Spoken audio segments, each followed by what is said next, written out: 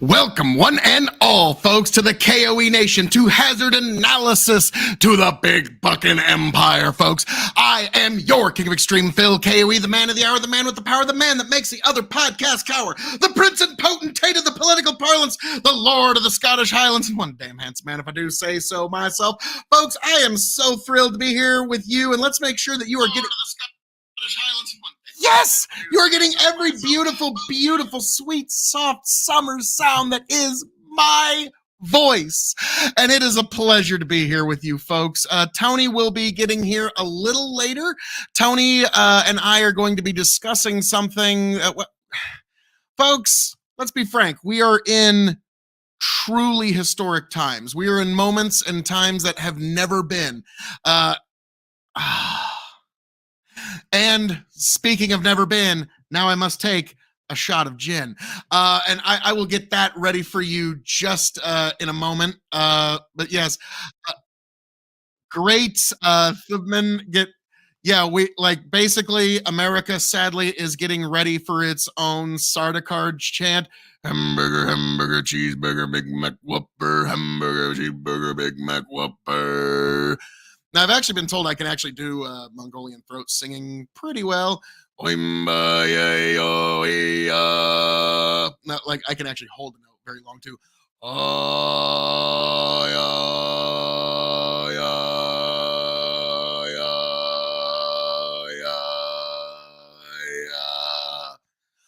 Yeah, so, unfortunately, we're getting our own...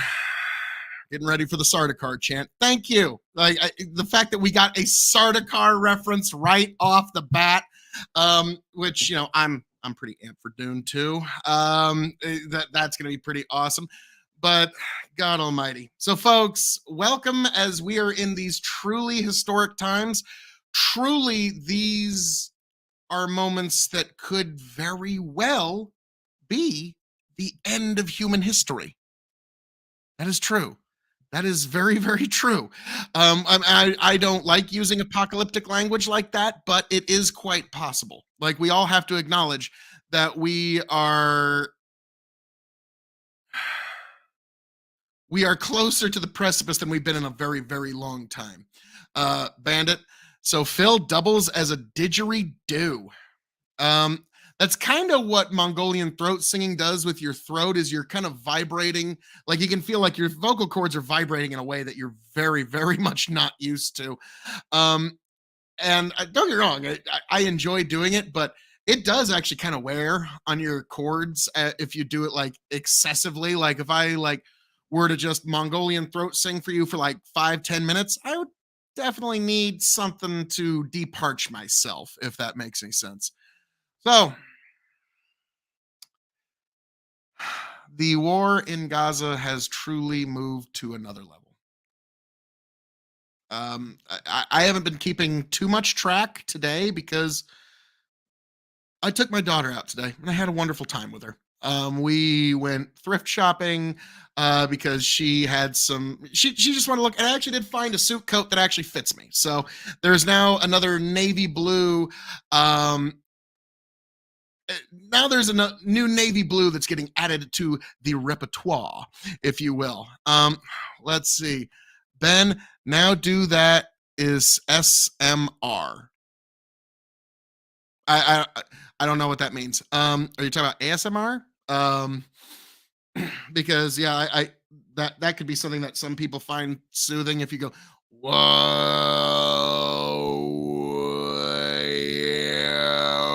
But I get how some people find that soothing, but that's to each their own, I suppose. It's just one of those weird talents I didn't know that I had until a buddy of mine showed me a song by the Who band, and when it's the song "Wayu Wayu," when it gets right to the end, and that one guy just holds that note. Holy mother of God, Bryant Jefferson. Phil, shout out from BJ. Hope you're doing well. God bless you, sir. How are we doing, Bryant Jefferson? My God in heaven. That's a name I have not heard in many, many, many moons. Actually, Bryant, you'll like this. I still have that K-Bar knife you sold to me when I was like, I want to say 17, 18, somewhere in there. I still have that. I just reviewed it the other day, actually. And because you're here, Brian, I'm actually going to pull that up, and we're going to, because I also have to get a gin shot ready for somebody. But I actually just a few weeks ago reviewed the very knife you sold to me all those many years ago. I still have it. It's one of the best knives in my collection, truth be told. It was also the first one I ever reviewed because I just started doing knife reviews on my YouTube channel because knives are cool. I like, nobody's gonna give no pushback to that. But Bryant Jefferson, as I live and breathe, I cannot believe it. God bless you, sir. I'm glad to see you here. Circumstances have been strange these last few years, have they not, sir? But it's still a pleasure to see you again, good sir. It really, really is. And so, folks, since it's here, and since I got to get my gin ready for this gin shot that I have to take for good old Bandit, and because good old Bryant Jefferson's here, I'm going to play the review of the knife that good old BJ sold to me so many years ago. Life is a strange journey, folks. But here we go, folks. This is a real quick review of this knife, and it gives me a chance to get I didn't come ready for anything. I just walked in the door. It's showtime. All right, let's fucking do it, man. And so this is the review of the K-Bar knife that good old Bryant Jefferson got me all those years ago. Man, that's something. All right. As they say, and all to the KOE Nation knife reviews. Just like so many of you folks, I am on the never-ending journey to find that perfect blade.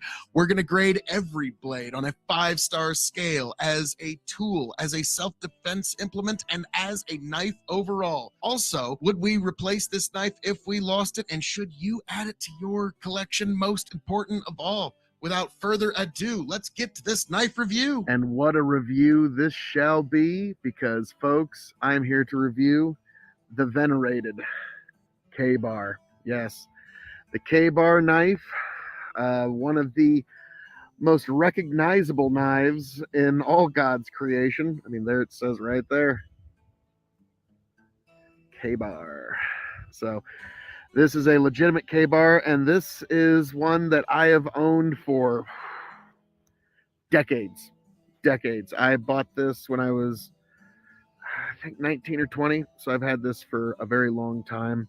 And as you can see, it's been taking a licking, and it keeps on ticking.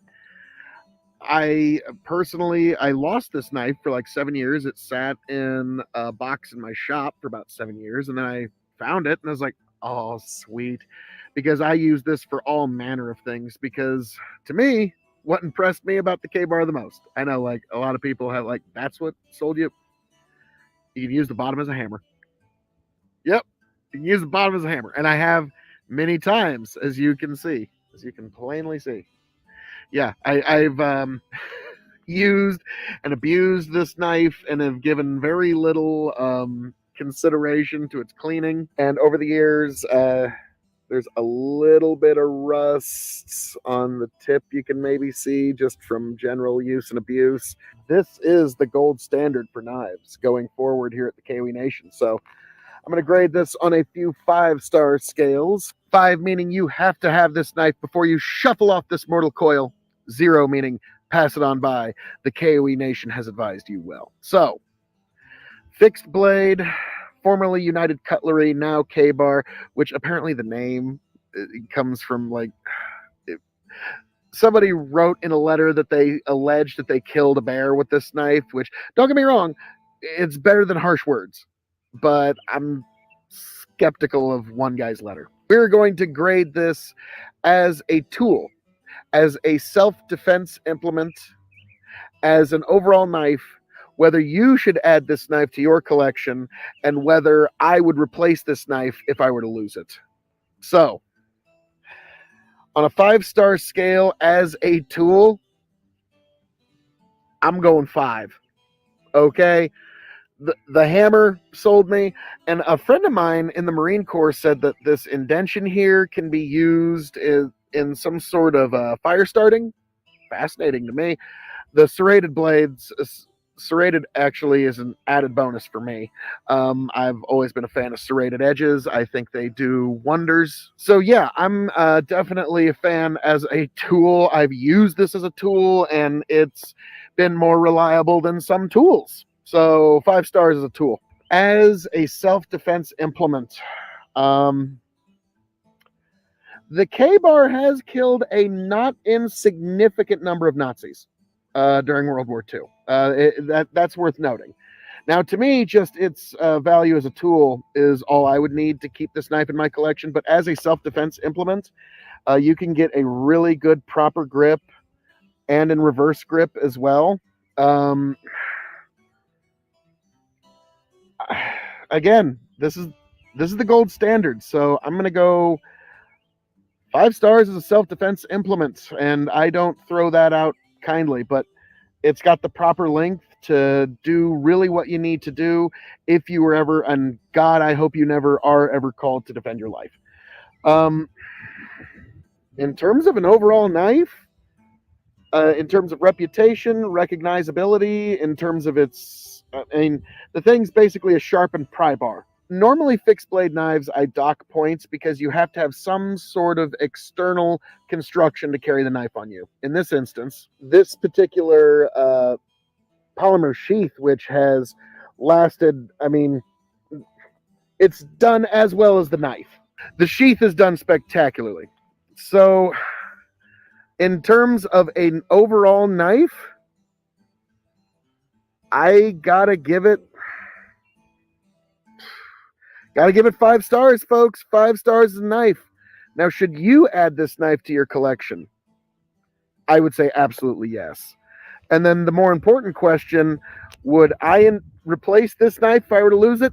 Oh, you betcha. So, folks, this is the gold standard, the inaugural review of the KOE Nation Knife Reviews, and this is the knife that now every other knife has to kind of stack against here, folks. So it's 5 stars all around, and you should definitely pick it up for decades-long review of this particular blade, folks. I hope all of you make it back here happy, healthy, much the wiser. Please like, share, subscribe. Oh, shit. Bryant Jefferson going, I have to punch out. Love you, Phil. Hope you're doing well. As well as one can do in this life, sir. And if you're still here, this is also Bandit Shot, but also dedicated to you, my old friend. Been many, many years. That was my water.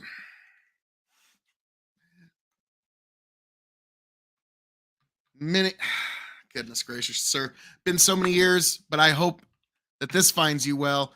And the classic Irish toast to fighting, stealing, and drinking. If you're going to fight, may it be for a friend. If you're going to steal, may it be a lover's heart. And if you're going to drink, by God, I hope it's with me. Oh, God, I don't like Jim.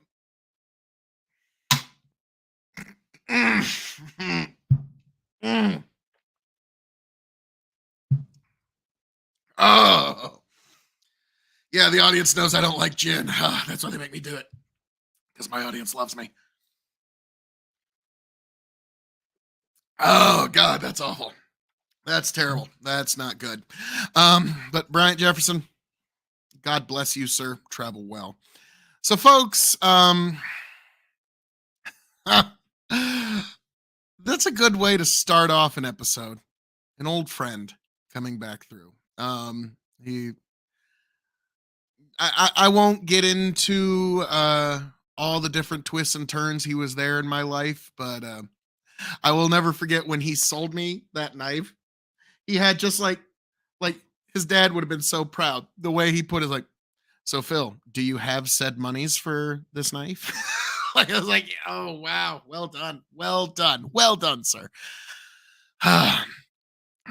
But folks, we go from something jovial to something unfortunate.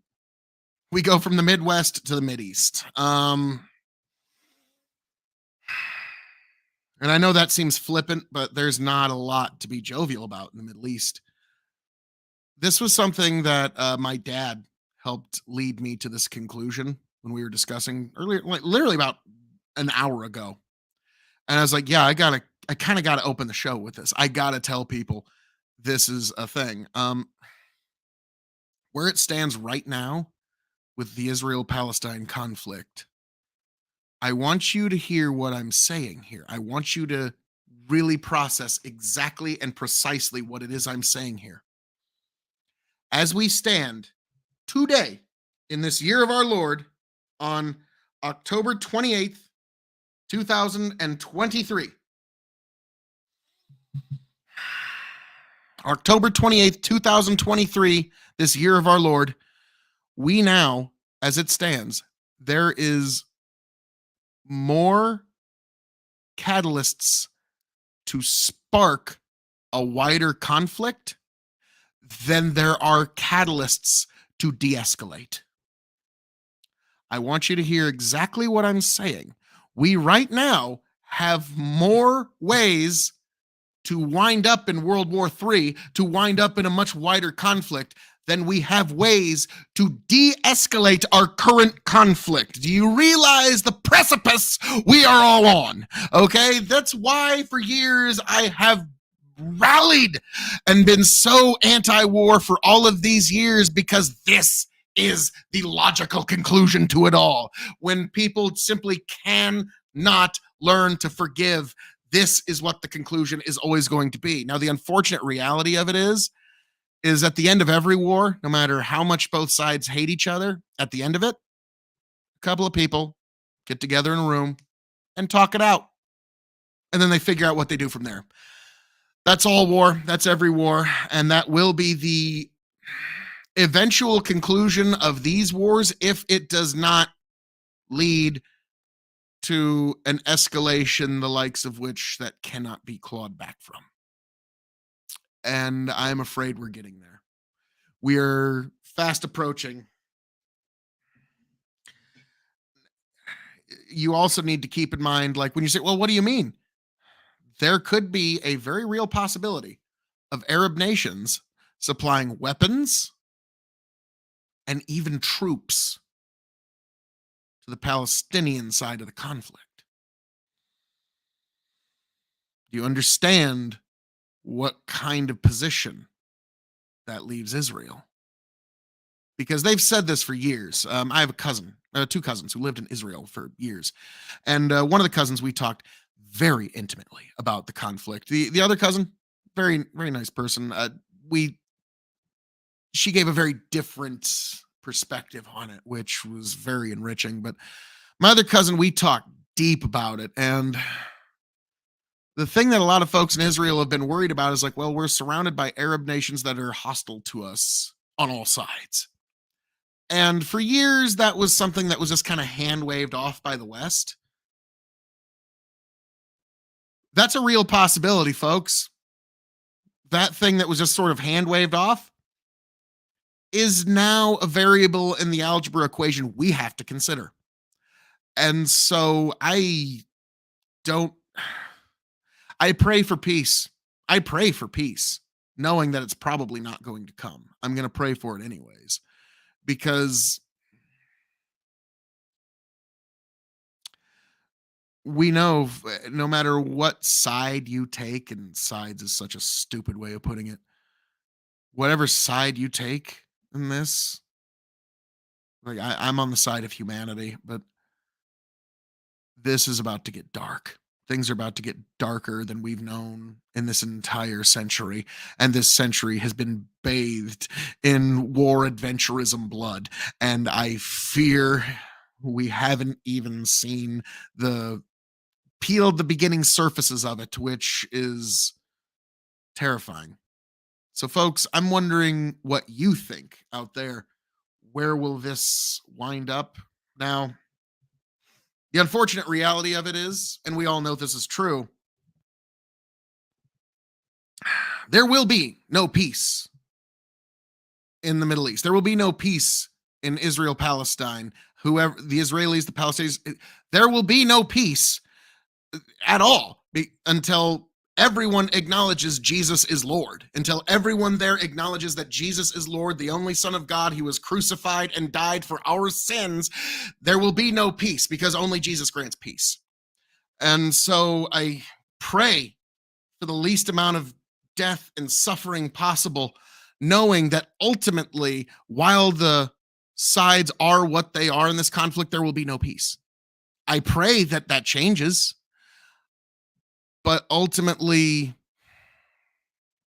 this is one of those conflicts that seems irretractable, which is so unfortunate, because I've always held there's no such thing as a timeless enemy. We're all humans. We're all peoples with families and loved ones and aspirations and ideas and hopes for the future. And so surely there has to be a way. There was a time when the Americans and the Soviets were timeless enemies. They would never, never, never be friends. Then after the collapse, there was a time. That time has faded, but there was a time. And I pray for the day when even a conflict like this, these timeless enemies are now allies again. The unfortunate reality is the only way that that will happen is when everyone in this conflict accepts Jesus Christ as Lord, as Savior, as God above all. That will be when it happens.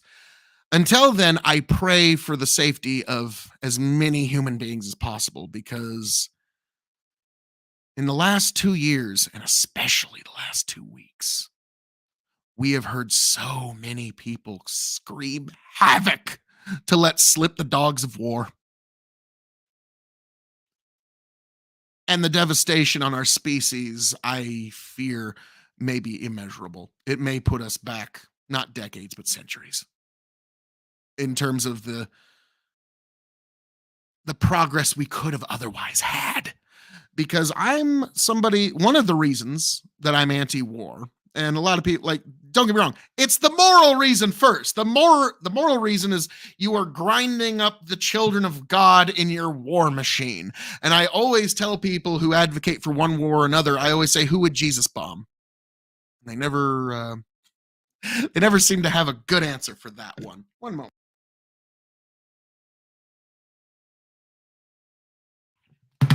Now I remember. I'm a very big believer in George Orwell's theory that, and it's not really a theory, it's more of an axiom, that war has a purpose, a very real purpose, which is why it's allowed to continue. Because always remember, any institution that serves its intended purpose will be allowed to continue. And the reason why this war or any war is ever allowed to continue is quite simple. It serves the intended purpose of what it's supposed to do. Now, what is it supposed to do? George Orwell said that war is intended to destroy, grind up, and eat away the excess of human labor. So all of the great progresses that we could make, all of the great wealth that could be acquired, all is ground up and destroyed in war. That is, in the Orwellian theory, which really does hold up in the 21st century, war is the release valve of human prosperity. When humans get too prosperous, war is there to grind it to powder. So when people ask me what's my favorite conspiracy, I always like to say, oh, my favorite conspiracy is easy. Everything's gonna be just fine. Yeah, that's a conspiracy theory. That's looniness. That's batshit craziness that I don't think anybody should ever believe. Let's see. No Tony yet, but Tony will be here. He said he will. Now, one way or another, you are getting Tony this episode, so do not worry, folks. Now, like, I've been confronting myself with some questions here, like, because the idea is there's a real juxtaposition in my mind here, because everyone acknowledges the basic human right of self-defense. Okay, we all acknowledge that. Every human being has the right to defend themselves from threats to themselves and their loved ones. That's a basic human right. we're about to see the difference between defense and revenge. We're getting very close to that. And it's sort of like the idea of, and it was a question I was confronted with the other day. Unfortunately, I don't think Aiko is going to make it tonight. If he does, that'd be marvelous, because we accidentally stumbled on a conversation that's pretty much the pivotal conversation of our time and how we're going to be judged by future generations. And it was how we're going to handle these wars. And to me, I understand supplying defensive arms and munitions, and in some instances that can even be valid. But the thing you have to realize is every time, and it doesn't matter how, like, oh, but it's just this one thing and it's just for this. Yeah. Every time you supply more military arms, every time you supply more military aid, every time you give more ammunition, every time you give in more money, you're staving off how long until the eventual suing for peace, until the eventual meeting where people get together, sit down, talk it out, and figure out what you're going to do to live in some sort of peace, be that peace ever so base. That's where it's going to head eventually. The more money, the more arms, the more ammunition, the more men you send, the longer it takes to get there. That's the real problem. So with Ukraine, it's one of those like, oh, send money for this and that and everything. And okay, but we're just kind of staving off the inevitable deal that's going to have to happen there. It's happening, kids. Just get used to it. Israel. It's a tough question because we have a treaty with Israel. So, America, like, it's kind of a different animal from Ukraine, where we've been sending a lot of money to someone that's not actually a signed ally of ours. Now, I understand some of their reasoning. It's like, well, look, we're spending like 7-8% of our GDP to destroy Russia's military and economy entirely. That's the thinking. But man, I don't think Ukrainian and Russian teenagers and 20-somethings need to be getting ground to a fucking pulp because, well, we just need to hold off them peace talks just a little longer till we can get a slightly different, better advantage. That seems craven to me. In Ukraine, the thing is, you can't call both wars the exact same war because no two wars are alike, kind of in the same way that no two fights are alike. Styles make fights. Like boxing matches, sure, in any match, it's two guys wearing gloves that are going to hit each other. But beyond that, no two fights are similar because every style is a little different. All the metrics are a little different. With Israel, with Ukraine, Russia, at the end of the day, if it's advantageous enough for both sides to sue for peace, they'll probably come to the table and work something out. They'll hammer something out eventually.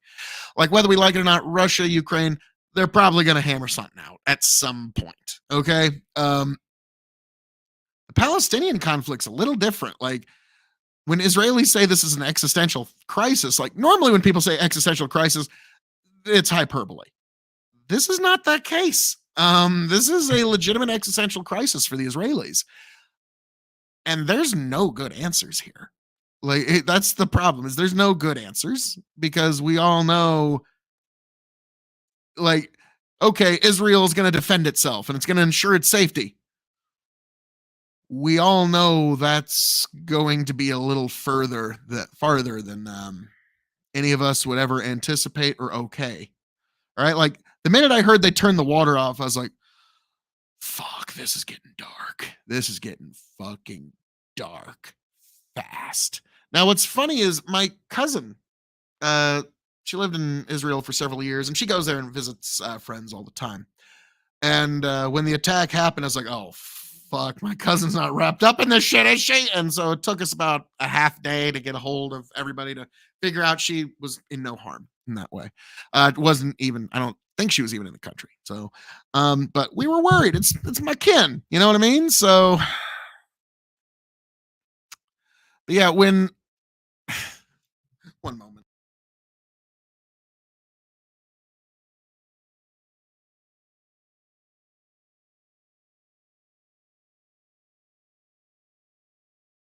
No, I remember. Sorry. I'm so sorry. I had to remember where I was going with this. It's been one of those days. Like I said, I've just been having a wonderful day with my daughter and all that stuff. But anyways, um, she was talking about the Iron Dome that the Israelis have. And she was talking about there's rockets that fly in all the time. Um, and she talked about the shrapnel from these rockets getting intercepted from the Iron Dome, falling in people's yards like it was just the most ho hum, glumdrum, like me explaining to you how a corn plant grows, was how she, like, and once in a while there's some shrapnel that falls in your yard and you got to be careful about that. But other than that, yeah, not a big, like, what?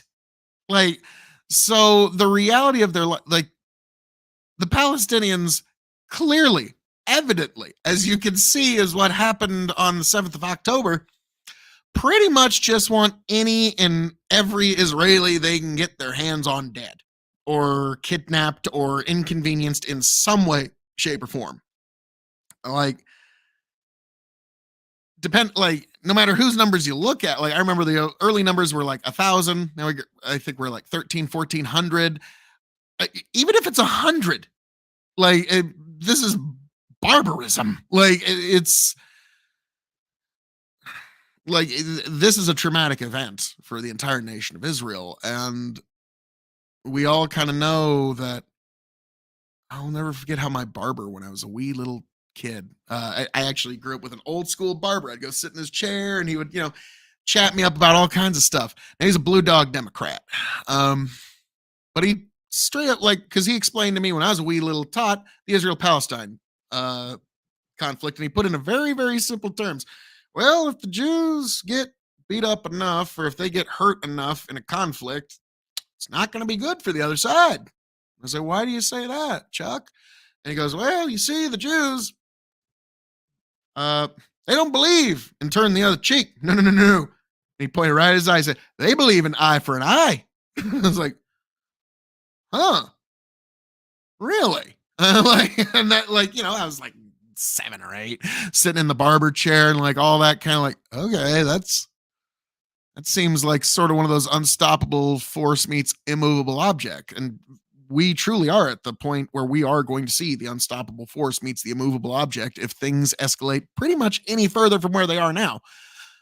Janice, we just need to eat on other. Oh boy. No, let's not do that. Let's not do that. So, folks, do you feel that the people in charge have your best interests at heart? Do you feel like they're going to do really well for you? Because right now, I would be real worried about that. Feel like old grandpa. Feel like I should, like, sing some 7 Brides for 7 Brothers or something like that. But no. Yes, you're beautiful. No. Yeah, Disney will have this shit taken down in 2 seconds. I kid.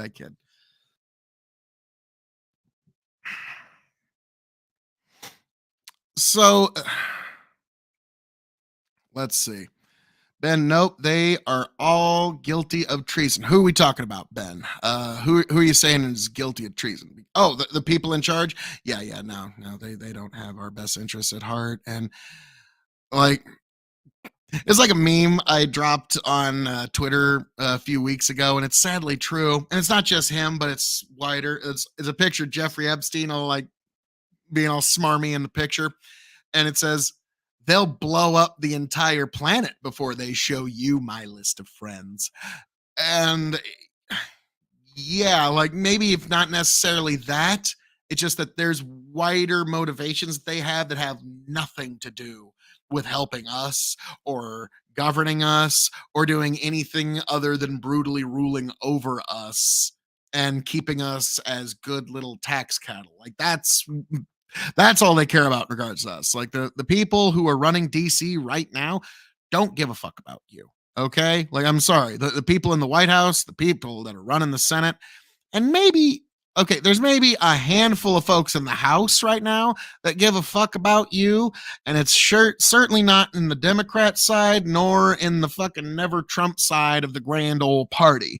Okay, those people not only don't give a fuck about you, they actually are actively hostile towards you. Okay, that's the problem. So we no longer have a problem of, like George Carlin used to say, they don't give a fuck about you. They don't give a fuck about you. Sorry, George, you're wrong. Not only do they give a fuck about us now, they're actively hostile against us, and they seem to have a chip on their shoulder grudge against us that they want to take out on us for some reason. So, yeah, if only we could have the fucking halcyon days of yore back when they didn't give a fuck about us. Those were the good days, but nary are they here anymore. So that is our main. Wow, that's pretty funny.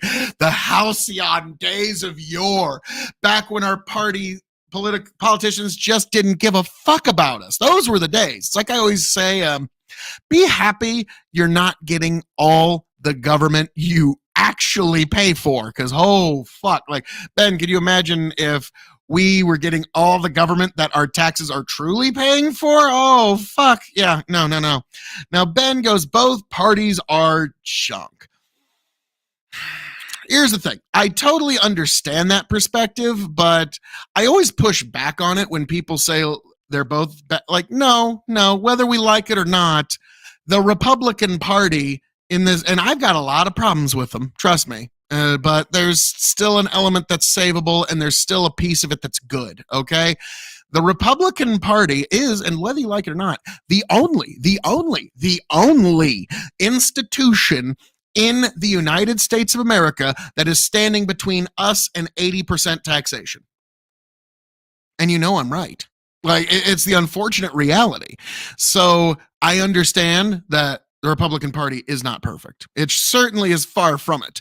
But when you realize that's all, like, the Supreme Court justices that Mitch McConnell put in is the reason why Second Amendment rights are now preserved for another generation and a half, okay? Like, those motions have done more for American conservatives and American conservatism than the GOP really gets credit for these days. And I understand this, Ben. Also, I'm picking on you a little bit because my buddy Tony, I love him dearly, but he's a fucking moderate to the fucking core, and his politics infuriate me. And to me, it's one of those, eventually shit's going to get bad enough in this country that you have to pick a side. You either have to, and the problem is not taking a side is picking the side of who's the most powerful and who's the one that's tyrannizing at the moment. That's because, like, okay, if you see like a 200-pound guy beating on a 100-pound guy and you're standing there and you goes, I'm not going to get involved. I'm not doing that. Is implicitly you endorsing the 200-pound guy pounding on the little guy. Okay, that is what you are endorsing by your non-action. Thomas Jefferson very much believed in that, and in many instances he was right. Now, again, it's one of those, like, you're making a choice there. Now, I also understand, like, well, couldn't that circle back into the foreign policy discussion? Yes, it can, folks. What do you know? This, gosh, I'm nothing if not awesome, and I'm nothing if not, like, able to just bring it all circling it back. So yes, like, saying that you're going to get involved in, like, let's say the Ukraine conflict. Russia and Ukraine are having a Russia and Ukraine are having an issue. If you don't get involved, that's kind of you saying, Russia, just get to a peaceful point and let's call this done. If you get involved, you're just saying, nope, Ukraine. Like, and with Israel and Palestine, like, anytime you get involved, even a little bit, even if it's just money, that's you picking a side. As, like, I kind of said with the Ukraine conflict, I said, people are like, we're not in Ukraine. Bullshit. It's like, you know, imagine like a guy with a belt-fed machine gun and he's firing that off, and then the guy that's feeding the bullets into the machine gun, and you're like, well, he's not an enemy combatant. Okay, we're that guy. Okay, how much? Let's go. Shane Grant, which size is the 200-pound guy? Which party is the 200-pound guy? Well, in American politics, in this instance, the 200-pound guy would be the uniparty Democrats, which is the Democrats and some of the never Trumper GOP. This evening, since it's a lovely Saturday night, I'm going to get into some Weller 12 year. Wonderful, wonderful stuff. But yeah, so in that instance, that would be the 200-pound guy. The 100-pound guy would be MAGA, the right wing, normal Americans, just your average everyday folks that, just hoping to get home to watch the football game. Okay, that's the 100-pound, like anybody who's being beaten by our tax structure. Yeah, pretty. That's the 100-pound guy, and that's our problem. Ben goes, and how much of this clown show is a show, though? Politics. Whoo! You just hit on a big question there, Ben. Tony and I, for several years, have run the Revolutionary Wrestling podcast.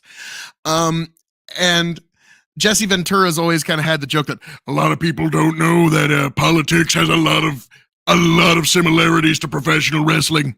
You'll have these people and they'll be acting like they hate each other in front of the camera. And then as soon as the camera cuts and they're backstage, they're taking each other out to dinner. They're asking each other about their families, and they're trying to do everything that they can to possibly get as much money for themselves. And so in pro wrestling, it's called kayfabe, in which you have to kind of keep the illusion that wrestling is real. And that's not exactly kayfabe, but the folks who really don't know wrestling much, that's basically what kayfabe is. It's everybody, like, wrestlers will only refer to themselves, even if they're just like on a bus or something, by their pro wrestler names, like Diamond Dallas Page. Everybody, like, they won't call him by his real name. They will call him, hey, Page, or hey, Diamond, like Stone Cold Steve Austin. They don't call him Steve Williams. He's like, hey, Austin, hey, Steve, hey, Stone Cold. Like, that's kayfabe. With politics, it's sort of like the camera's rolling. You've got blood on your hands. You want people to die. And then the camera cuts. Hey, you want to go get some drinks? Like that. That's kind of a different politics. Well, hello, Gile. Folks, he's my super fan. God almighty. Shane Grant. That is a question which will change depending on who is at. Yes. Perspective is kind of everything in politics. Now, Shane, here's the thing. My favorite commentators are not people who try to pretend that they have no bias, because those are just liars. People who say, I have no bias whatsoever. What you really want is a commentator who's open about his or her bias, because that will, then you know what lens to kind of look at their coverage, but you realize, okay, they're gonna give me something straight so long as I understand that this is how they look at the world. Like me, for example, I'm very virulently anti-war. So do you think you're gonna get a lot of rah-rah, ziskumba, let's go, dogs of war, war pigs, go? You think you're gonna get a lot of that from me? No. So that's, perspective is a great thing. It's why I love stories that are told through unreliable narrators, because that's always like, that lets the mind really flow. Let's see. Joe, I've never seen 100-pound MAGA. Oh, they're out there. Come on now. They're certainly out there. You act like every MAGA person's overweight. Nope. MAGA's everybody. MAGA is a cross-section of humanity. And in 2024, we're going to find out exactly what number it is between 70 and 80 million of us. So, like it or not, them's your fellow countrymen and women. Got to deal with them somehow. Ben, both fake. Sort of. It's the it's the idea that they know they're putting on a show for you, but they have to put on a show to keep you in. I kind of wonder about that. I feel like people like AOC kind of changed that game. She's kind of broken kayfabe for politics.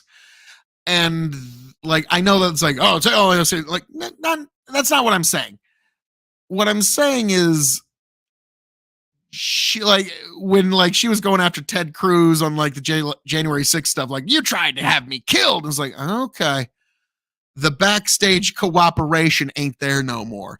And the biggest sign that we're probably getting back to some real nasty politics was the Kevin McCarthy thing. Like that was like, oh fuck, where it now? You know, I like Mike Johnson like a billion times better than Kevin McCarthy, so I'll take it. Here's the thing: everybody's trying to say, "Oh, this about Mike Johnson, this about Mike Johnson, and he's this or he's that," or like, I'm gonna give the guy a chance.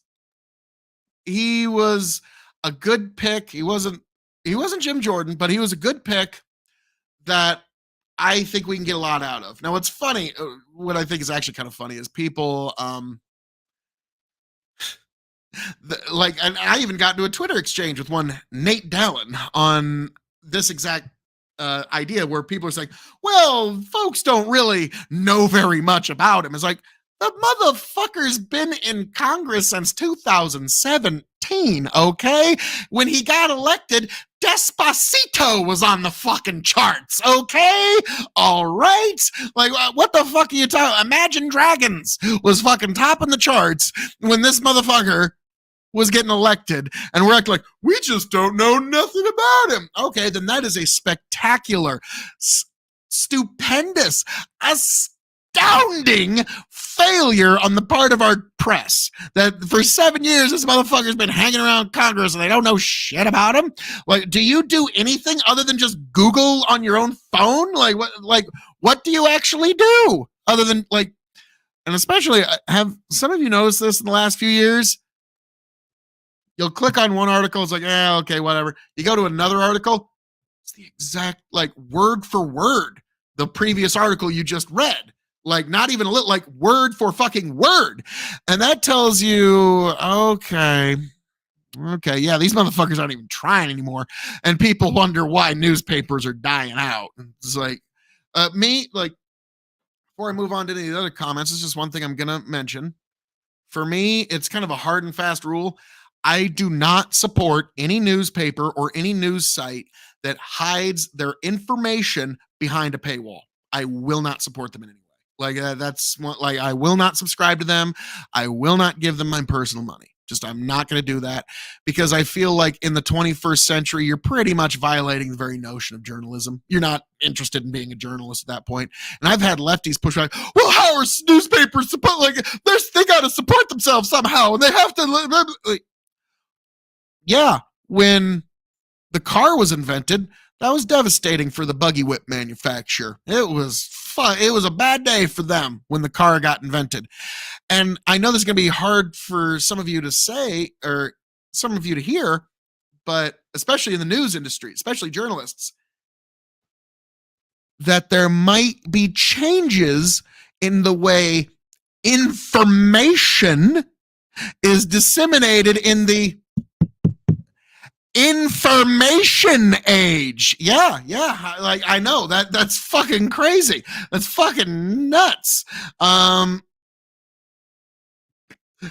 Just sent Tony a little question mark. Hey there, pal. What's going on, buddy? But yeah, there's going to be a change in how information is disseminated, and it's going to be a disadvantage to the people that were responsible for how information was disseminated before them. Like there's just no other way that you can look at that. So let's see. I'm just asking questions, brother. Now, I don't know why I blended Jesse Ventura and Hulk. Well, actually, most pro wrestlers use the term brother, and Jesse Ventura and Hulk Hogan hate each other like viciously to this very minute. And I don't think that one will ever be, I don't think that hatchet will ever get buried. Because Jesse Ventura was trying to start a pro wrestlers union. Hogan stooged on him to McMahon. Oh, son of a bitch. Bandit, I thought it was pronounced jail. Oh, maybe. Like, it's funny is like, he's one of those guys that's very, very he's a super fan. Let's be frank. He's a super fan. He loves KOE. Can't get enough of me. And he's one of those guys that seeks out more KOE content after he's gotten his daily dose. So, God bless. God bless. I totally understand. I am pretty fucking awesome. So, Ben, AOC is either a terrible actress or Forrest Gump looked like a genius in comparison. Now, here's the thing. AOC, I'm sure she believes many of the things she says. And, it's one of those things, if you sit down and have a conversation with a person, I'm sure you'll find some sort of reasonable, we will find some reasonable terms. But AOC reminds me kind of like Joe Biden in the fact that it's what's called a fence post tortoise. Like Joe and AOC a little bit, less so AOC, but there's still elements here where, like, Joe's a perfect example. If you ever see a fence post, sometimes there'll be a tortoise sitting on there. And then you wonder, why is that there? It certainly didn't get there from its own power or skill set to put it there. And it's going to need a lot of help to get out of where it's at. And that's Joe, fence post tortoise. AOC, a little bit less so because she really didn't understand the power that she wielded from like 2019 to 2020. There was about 18 months in there that she wielded a tremendous amount of influential power and did nothing with it. It's kind of gone now because now she's just it's kind of what they say in pro wrestling. It's like you start off as the new guy. Now you're just one of the boys. Now she's just one of the boys. She's just one of Congress, if you will. I know boys, but you know what I mean? She's one of the Congress critters now. She's been in too long.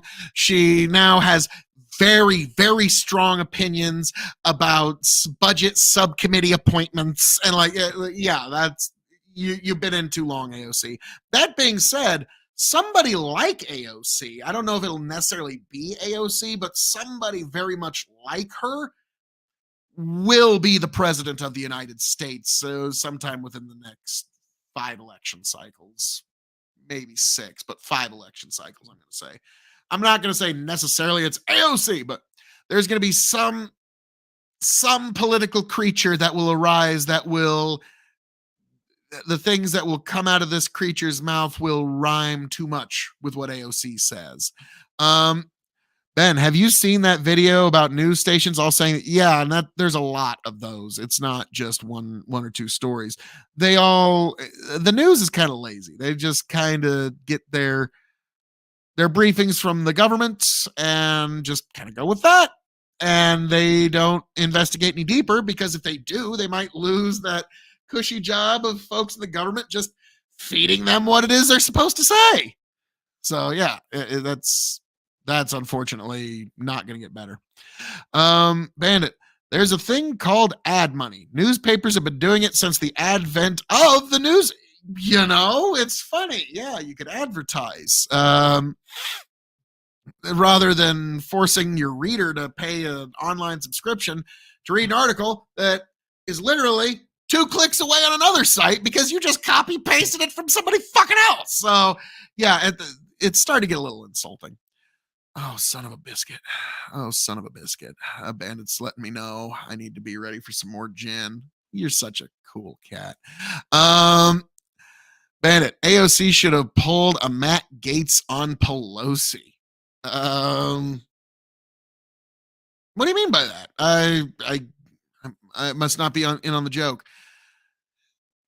Jail, there we go. New videos dropping soon.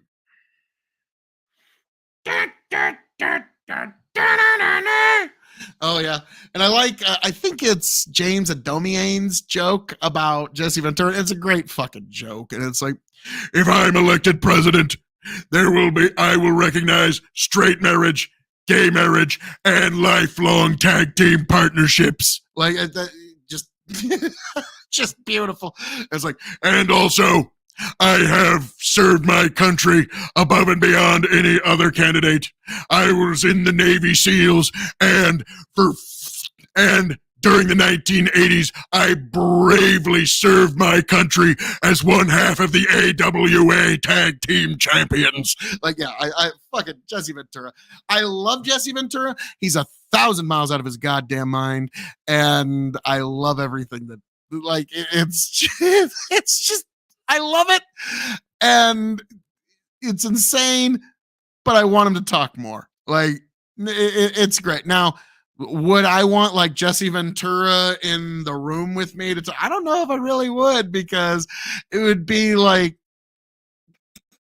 the conversation would be going just totally great, like everything would be fine, and then I would say, and Jesse, I kind of like this kind of motor for my semi trucks versus that kind of motor for my semi trucks. I prefer the cat motors. You like cat motors in your semi trucks? You're fucking dead to me. And then he's gone. Like, wait, what the fuck just happened?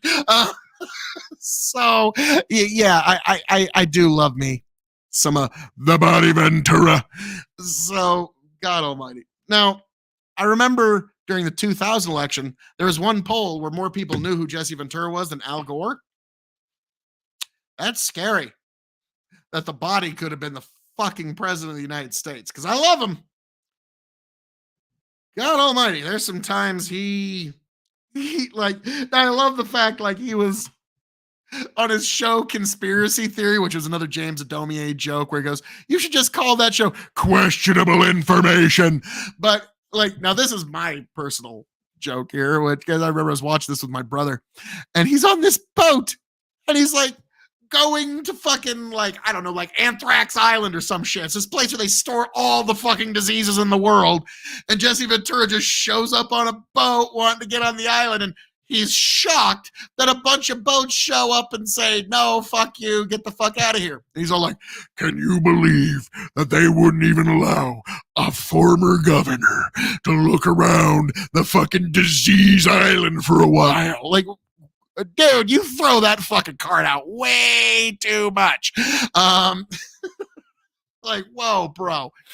Now, again, like he was one of the best underappreciated color commentators in pro wrestling history. Like, granted, he's no Lawler. Like, nobody was as good as Lawler. No one will ever be as good as Lawler. But Jesse Ventura was up there. He was one of the greats. Like, I would put him at third or fourth in terms of color. The play-by-play guys, Jim Ross will always be the greatest commentator in all pro wrestling history. No one will ever fucking even sort of come close. But Jesse the Body Ventura, like, he would go, look at those amazing muscles, McMahon.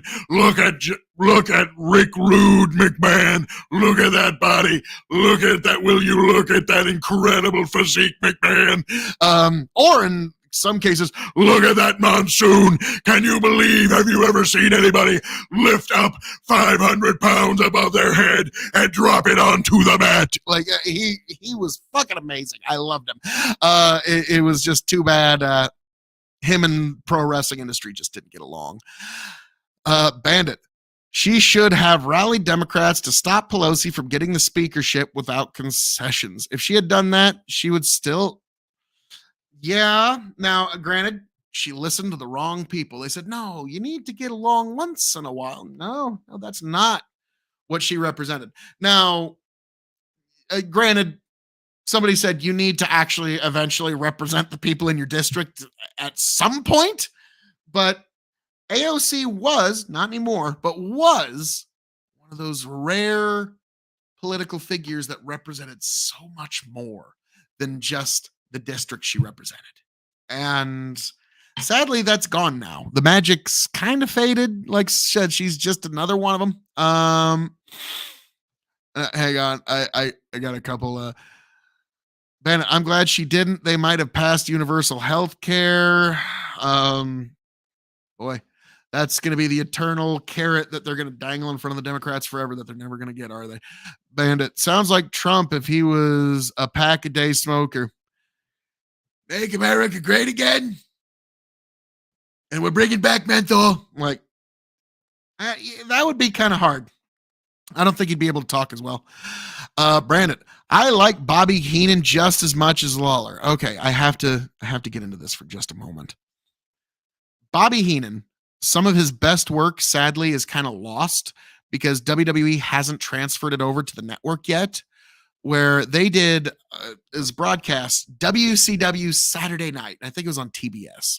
And when I was a kid, if I wasn't going out that Saturday night, WCW Saturday Night was some of the funniest shit you would ever see because Bobby Heenan would he would be the only commentator there. And you could almost hear the disdain that he even had to fucking be there.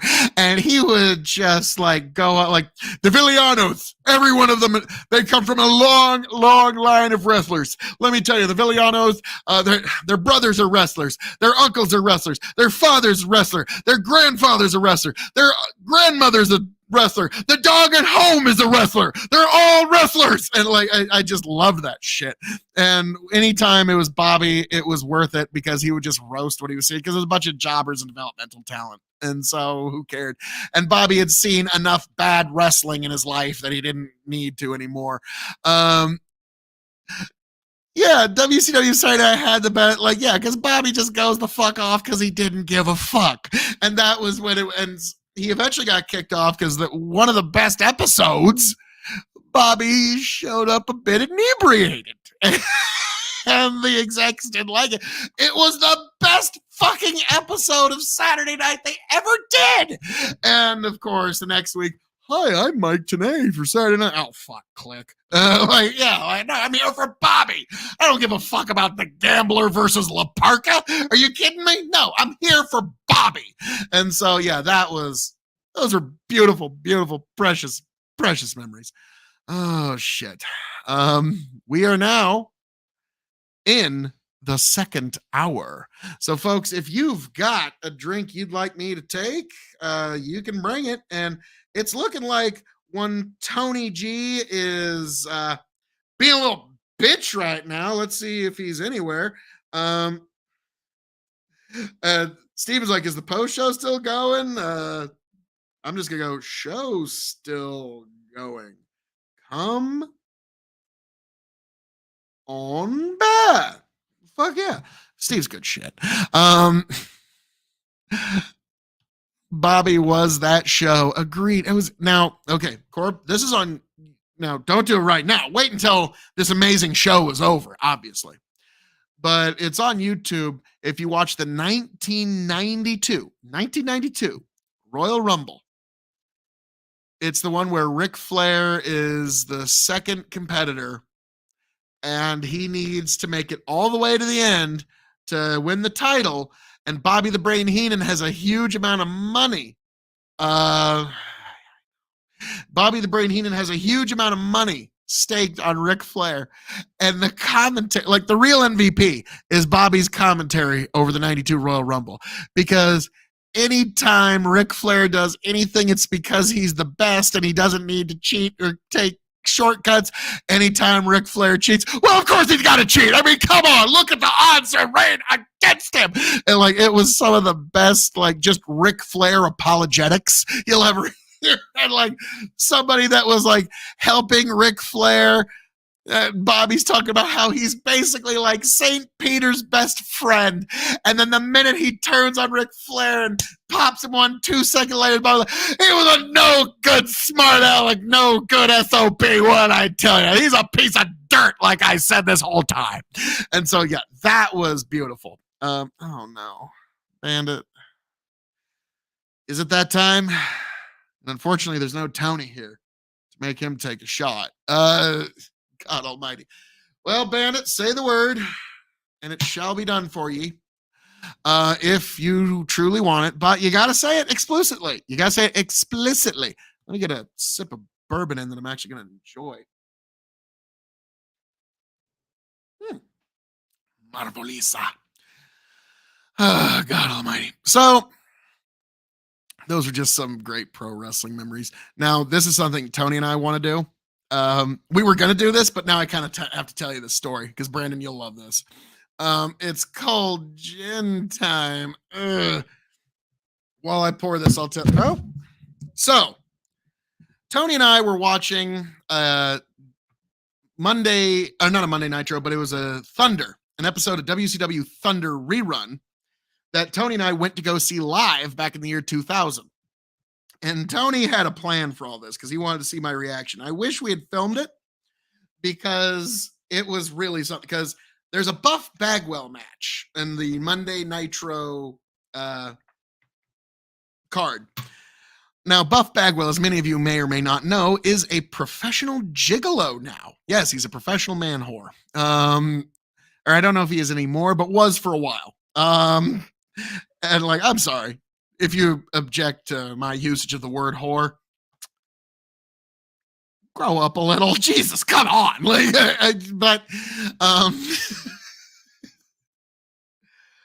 but so we're watching this with the idea of we're going to review this event maybe. But then we get to the Buff Bagwell match and we're watching it. And me and Tony were there live and I'm remembering this. And then Tony pauses the match, clicks on another window, and shows me an interview where Buff Bagwell breaks on, "Hello, I'm Marcus Buff Bagwell, and I'm a professional gigolo." And it shows him engaging in the act as a gigolo with a much older woman. Like, I can't emphasize the much as like, this was obviously a woman with a lot of money who watched him on TV 20 years ago because that's his main clientele. And so it shows him doing all these acts, talking about how he's got to do it for money and all that. Then Tony pauses that, clicks back to the match, hits play, and there's Buff Bagwell throwing a drop kick, bouncing guys off the ropes and shit. And a part of me, like, man, I almost wish that's one of those, like, go back in time to when we were there and you're like, Buff, save your money. Oh my God.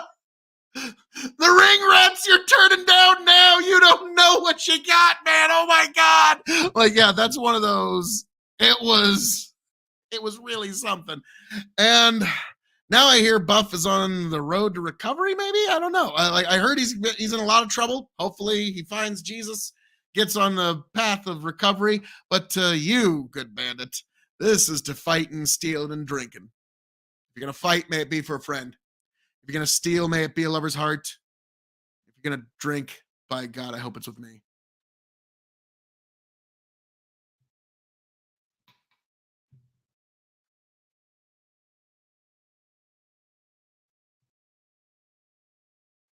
Ah!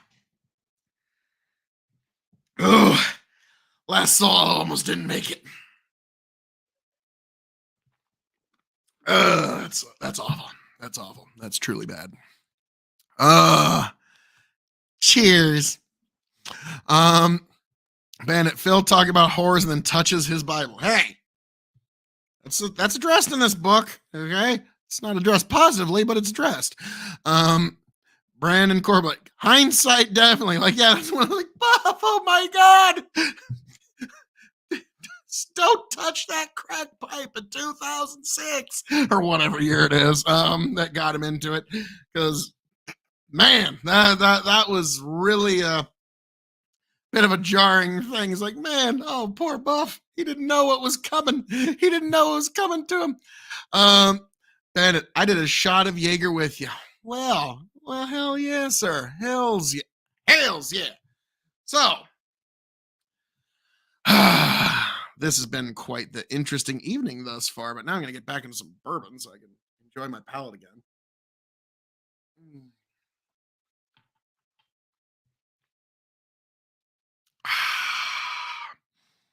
So, Corb, you been keeping up with the news lately? If you haven't, you're fucking lucky. Oh, God almighty. Oh, shit. I almost lost something. I'm back. Now, here's a question for all y'all. How much, like, if Trump does actually get the nomination, I've got a lot of bets on that. Now, Bandit, you know me. I'm very, very humble in victory. I'm probably not going to rub that in too deep, right? No. I'm known for humility, right? Brandon, no, not really. Haven't been following the news. Yeah, then you'd be lucky. Holy fuck. Just the world might end again. This time, like, kind of for real. Like normally people say that it's just kind of like hyperbolic bullshit. This one might be a little real. This one might be a thing. This one might be worth keeping an eye out for. So that is that's the problem with that. Now, folks, I'm gonna go check on the kiddo here real quick. In the meantime, stick around, give me your questions. I'm gonna play just a few minutes. We're not doing the whole 2 hours, but just a few minutes while I go check on the kiddo. Of episode, let's see, 195. This is one that Tony and Chicken did a couple of weeks ago. That was just really good. Just the two of them having a good time. While this plays, I will be right back, folks. Oh, wait a minute. I got to address this. Brandon, I'll start paying attention when Jesus comes back. Woo-wee. Now, like I said earlier on this stream here, the big problem with the Israeli-Palestinian conflict is neither of them will know peace. Neither will know peace. They will never know peace until Israelis and Palestinians, Jews and Muslims alike, accept Jesus Christ as their Lord and Savior, accept that the Son of God was crucified and died and took away the sins of the world. Until they acknowledge that, they will never know peace in that stretch of land. It's never going to happen. And so now, Brandon, that's something you and I know, but it's something that not a lot of people know. So then they have been working on World War III for a while, and they're ready to pull the veil on that particular horrific sculpture. Bandit, that'll be too late. That's my fear, is that it'll be too late. Now, if that were to happen, that would be the one thing that would turn seemingly timeless enemies into allies and brothers. Because I always say there's no such thing as a timeless enemy in humanity. But this one certainly seems irretractable at the moment. Ben, Jesus is a bit away yet, but the season is almost here. Some folks are really saying, like, now me, I'm not one of those like, oh, Rapture's going to be here in 10 minutes. I'm not one of those folks. I believe that, as it said in the book of Matthew, we will not know the day and we will not know the hour. So to pretend that, oh yeah, that shit's happening in 6 months, maybe 7 months. Like, yeah, that's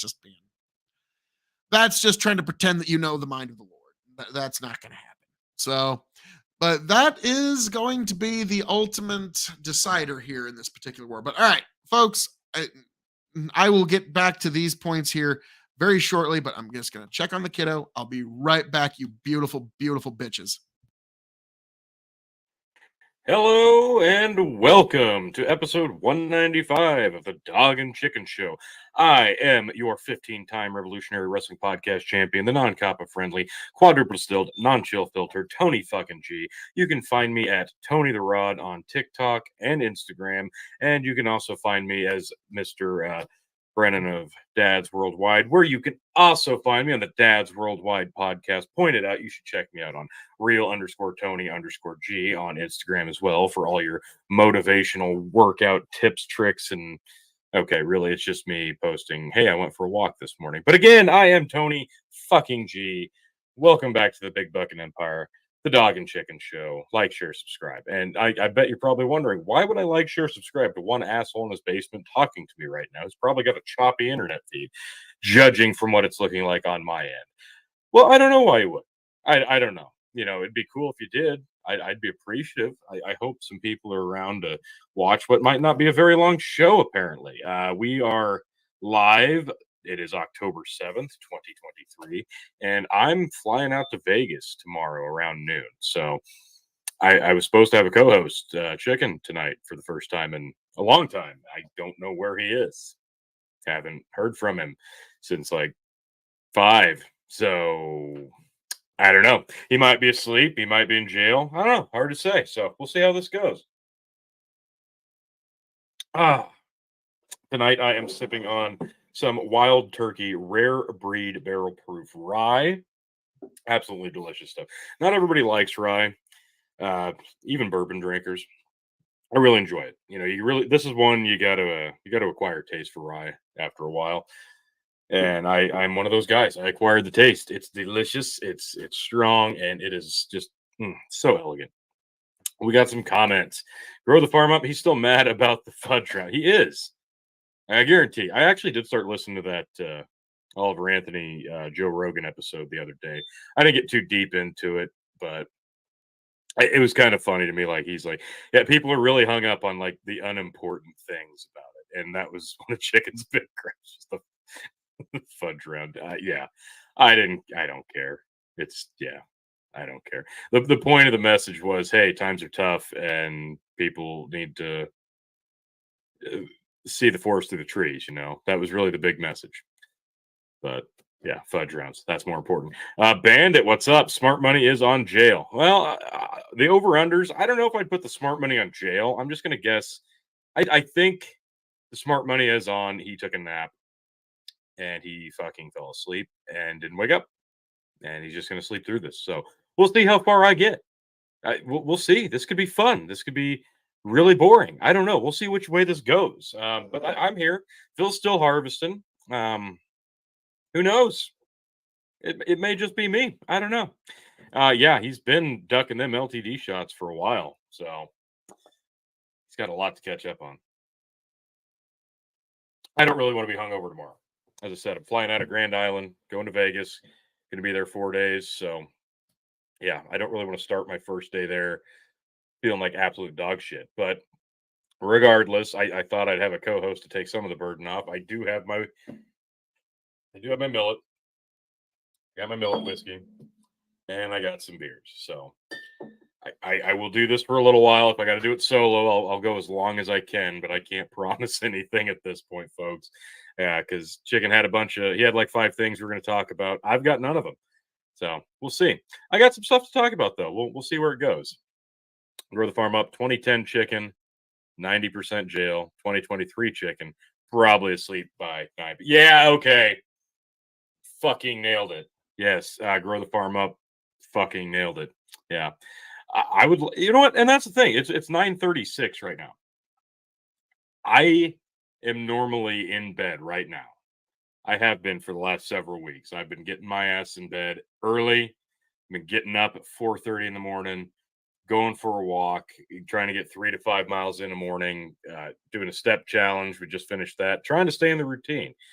Now I'm going to Vegas and basically going to treat myself for 4 days, and it's going to be really hard to stay on track and stay disciplined and come back and get back into a groove, especially now that it's getting cold in Nebraska. And I like to walk in the morning when it's super cold, and I like to walk outside. So 2 things that are going to suck moving forward with this whole staying in shape thing.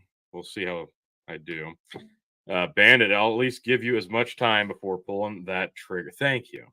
Appreciate it. That's awful kind of you. It says we're on Facebook right now, but obviously people don't get the notification on Facebook. So let me do my little.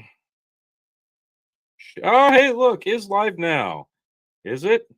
Is it? Oh, Facebook, you're terrible. Oh, cannot play the video, says Facebook. Got the notification that we're live, just can't play the video. Oh, now the notification's gone. So I go manually to find it. Do I see myself? Hey, look, give myself a little heart. Okay, we can hear me. All right, we're just going to share. Yeah, I don't want to share it too many places because, like I said, this may not go very fucking far. Yeah. Oh, it's really good stuff. Seriously, if you like rye, even a little, like a lot of people try Bullet. This is way better. It's going to be a little more heavy, but so good. It's got like a dark chocolate vibe to it. I really like. Grow the Farm Up, coming in hot. Always does. I'm watching the dryer tonight, so I'll be in and out. KOE should be available. He left here an hour ago. Where's the King of Extreme? the self-proclaimed star of the show.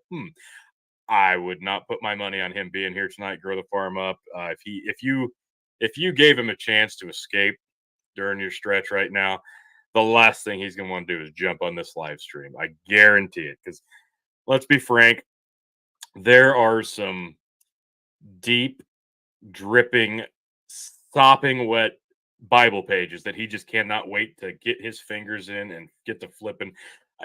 Harvest cuts into his Bible study, and he just needs to get them fingers. They're cramping up. They haven't been getting action very lately, so he's got to get to turning them pages. Get it wet, get it moist, flip them pages. Because again, Sunday's creeping right back up on us. It's Saturday. It's tomorrow. Church is a mere hours away. Grow the Farm Up. To insinuate that Phil K-Way would do anything as debauchery as this show on a Saturday night. Good sir, I'm offended for Phil on his behalf. Bandit, that's why they make treadmills. Yeah, I have one. I fucking hate it. Dude, that was fucking brutal. Treadmill, jogging, walking, whatever on a treadmill is awful. It's fucking terrible. The scenery sucks. The noise sucks. It's just the whole vibe sucks. It's not fun. I hate it. I'll do it. I hate it. I like being outside. It's just so much more relaxing. You get to take in the scenery, even though it's the same scenery I see all the time. I like it. I like being outside as the world wakes up, getting to watch the world wake up. It's a lot more, rewarding. Grow the Farm Up. I might not vote for KOE if he doesn't do the Dog and Chicken Show weekly. Well, shit, we don't do the Dog and Chicken Show weekly. In fact, this is the first one we've done in a month. So, yeah, I wouldn't get too excited about seeing this stream, especially just me sitting here by myself. So, moving forward, I don't know what we're going to do. I thought maybe we'd kind of figure some stuff out, but I don't know. We'll see. Yep. What do you know? Fell asleep. Shit. Sorry, fell asleep. Be there shortly. Well, I'll hold the fort down in the meantime, chicken. Don't worry. We're only 10 minutes in, you fucking asshole. Bandit says, going full Phil. Ooh, never go full Phil. Full Phil is just not good. The Prince of Punctuality is apparently cheap. Oh, and I'm already getting interrupted, and I'm the only one on the show. Sorry. Let's pause for a break real quick. Yep, sure am, buddy. So how about that, mate? We're going to talk about that as soon as Chicken shows up. Don't know where Phil is, guys. Well, screw it. What do we got here? Why don't you just bring it on camera since I got nothing else to talk about for the moment?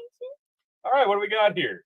We made an ocean out of pizza boxes. All right, so this is pretty sweet. We had Casey's Pizza earlier tonight, and they recycled the pizza box, painted it up, and drew some. Oh, we got turtles down here. We got the beach. Is that? Oh, it's a boat in the ocean.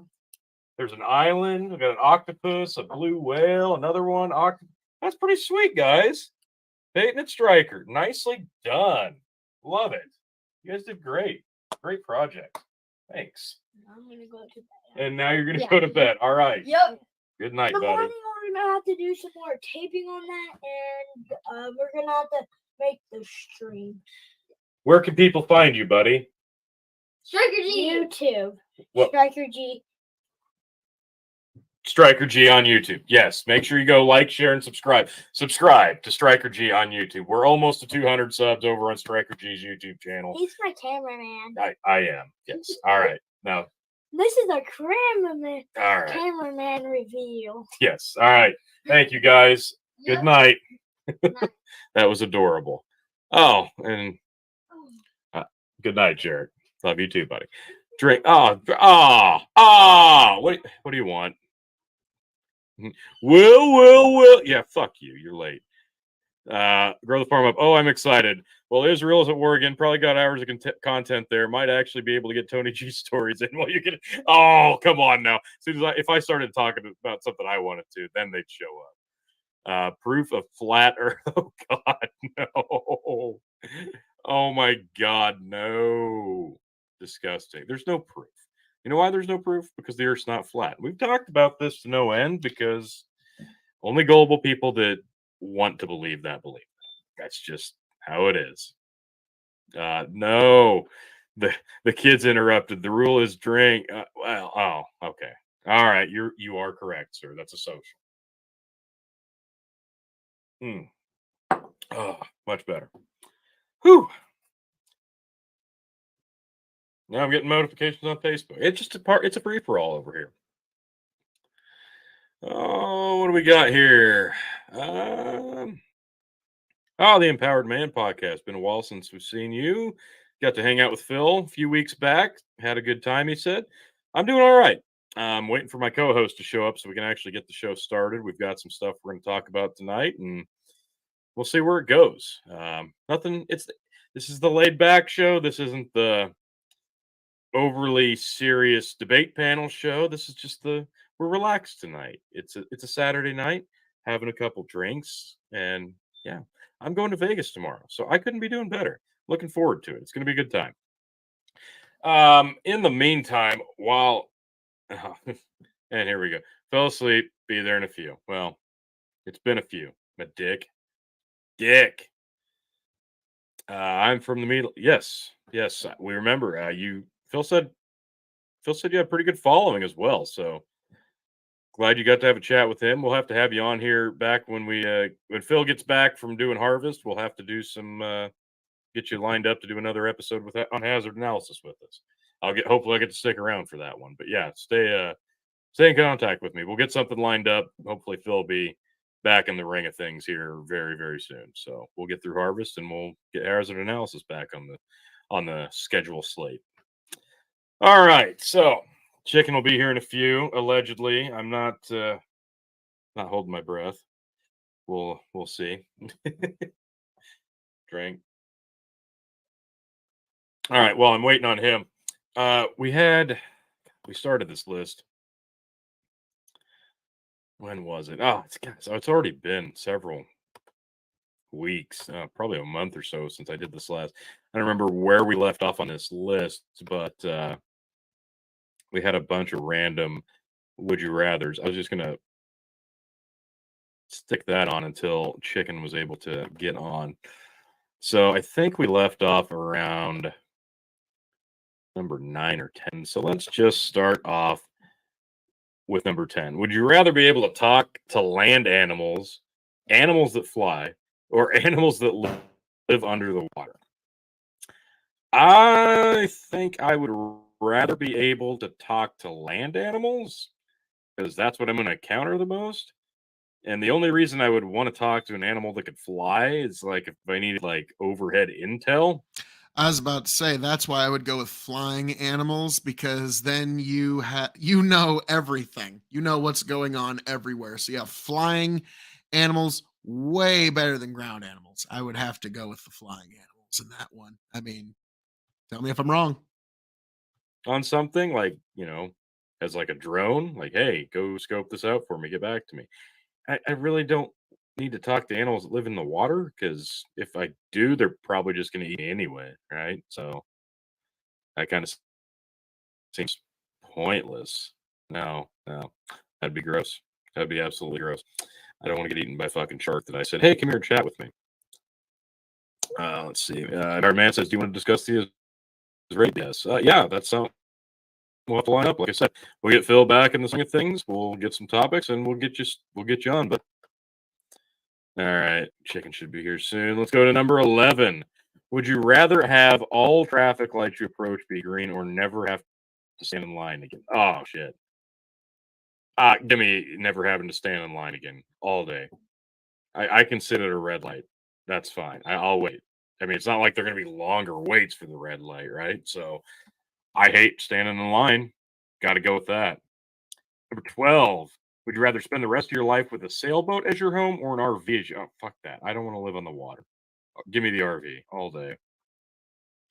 13. Would you rather give up all drink except for water, or give up eating anything that was cooked in an oven? Ooh. Oh, that's tough. That's tough. Whew. God, I might have to think of that. Oh, good. And Bandit says my mic's breaking up. Perfect. That means my connection's getting really shitty. So, yeah, this might be a really short stream after all. Grow the Farm Up says, Chicken put that fudge round status up trying to ruin our small town. Don't be a clown that frowns. poet and didn't even know it. That's fantastic. All right. So here you go, folks. This is why it takes two people to run this show. I have to refresh in the middle of the stream. So bear with me. Be back in a minute.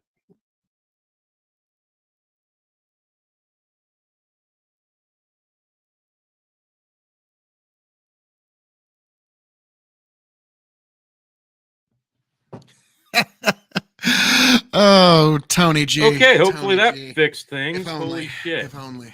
One Tony G. All right. So apparently that was a sign that the internet says your would you rather questions are fucking dog shit, Tony. So we'll get back to that a little later. Let's see. Say that to motherfucking million line. Nice. Oh, shit. Where is KOE? Here's KOE. Ask and ye shall receive, Alesto. Get good, scrub. No, don't. No, he does not want no internet scrub. That Tony's got like a lot of weird internet issues at his house now. I think the main thing is 4 children that are all on one screen or another.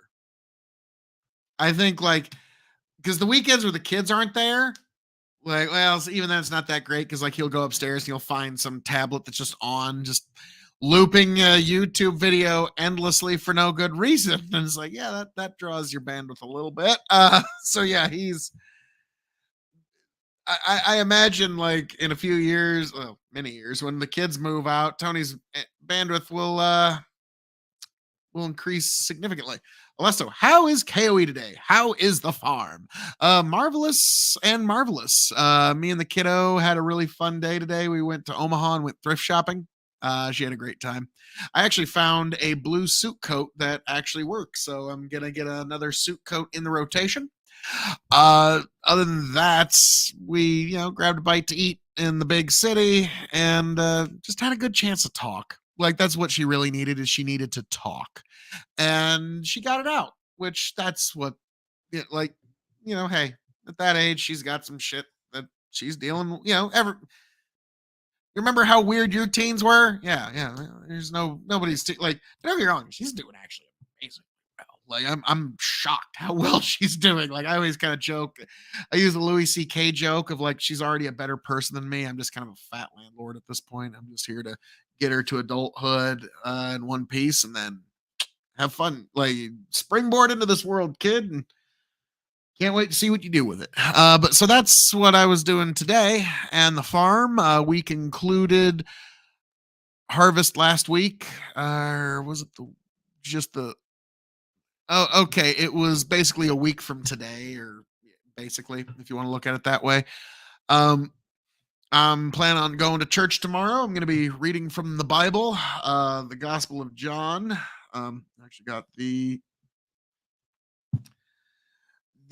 verses ready right here. It is chapter 18, verse 39, and it goes into chapter 19 all the way to verse 16. So it basically tomorrow I'm going to be reading the chapter of the Gospel of John where Jesus is delivered to be crucified, and this is where he is flogged by Pontius Pilate. And so yeah, that's going to be quite the reading tomorrow. I'm looking forward to getting into that, but I'm going to rehearse that a few times before before evening's done. In fact, since you mentioned it, I'll just rehearse it once right here with all y'all.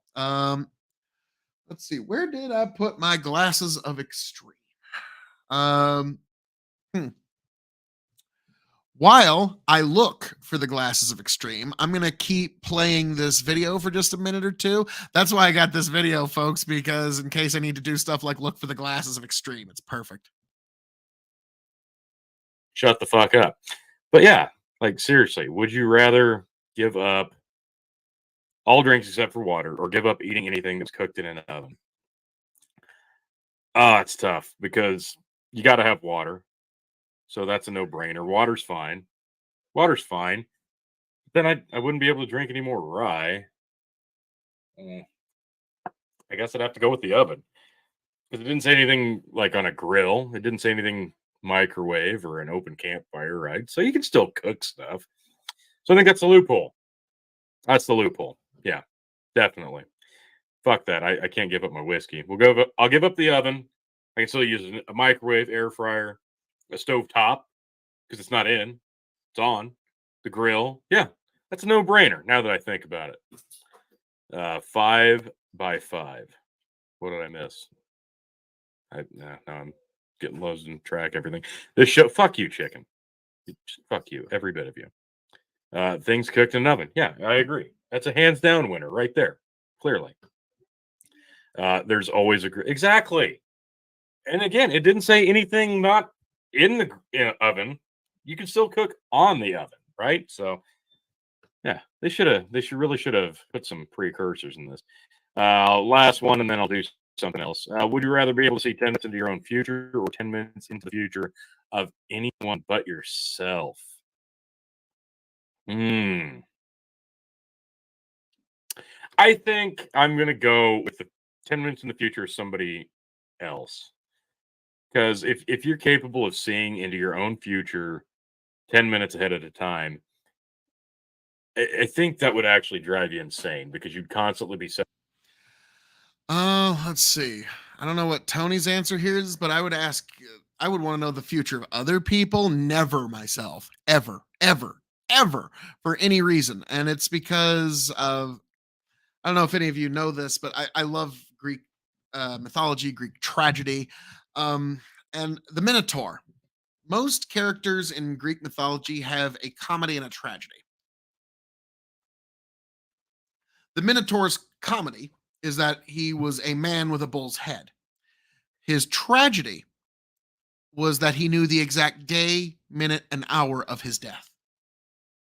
That was his tragedy. He could never live. He could never fully live. He simply existed in a countdown ritual, a never-ending ritual of countdown. And so I would never want to know my own absolute future. Alesto, good to hear you are good. Campfire mofo. All right. Well, give me just another minute. I'm going to play just another minute or two because I got to get just a few last preparations, and then I'm going to read what the verses I'm going to be reading tomorrow. Second guessing every movement that ever went through your head because you would be trying to figure out how you can change your own future. Then if you could see into everybody else's future, you could use that to your advantage. So yeah, I don't think I'd want to see into my own, because what if I saw something I didn't want to see? Then you have to live with that for the next 10 minutes. I don't know. It just seems counterproductive. Yeah. 5 by 5 means you're coming in loud and clear. Okay, for now. Yes. What the fuck? Why are my comments not showing? Look, okay, we got some Facebook feed now. Fantastic. They are showing now, Brandon. Mostly Cloudy says, what the fuck is this? Well, this was a 2-person show at one time. We're down to 1. Then it became a 3-person show. Now we're down to 1. So I don't know.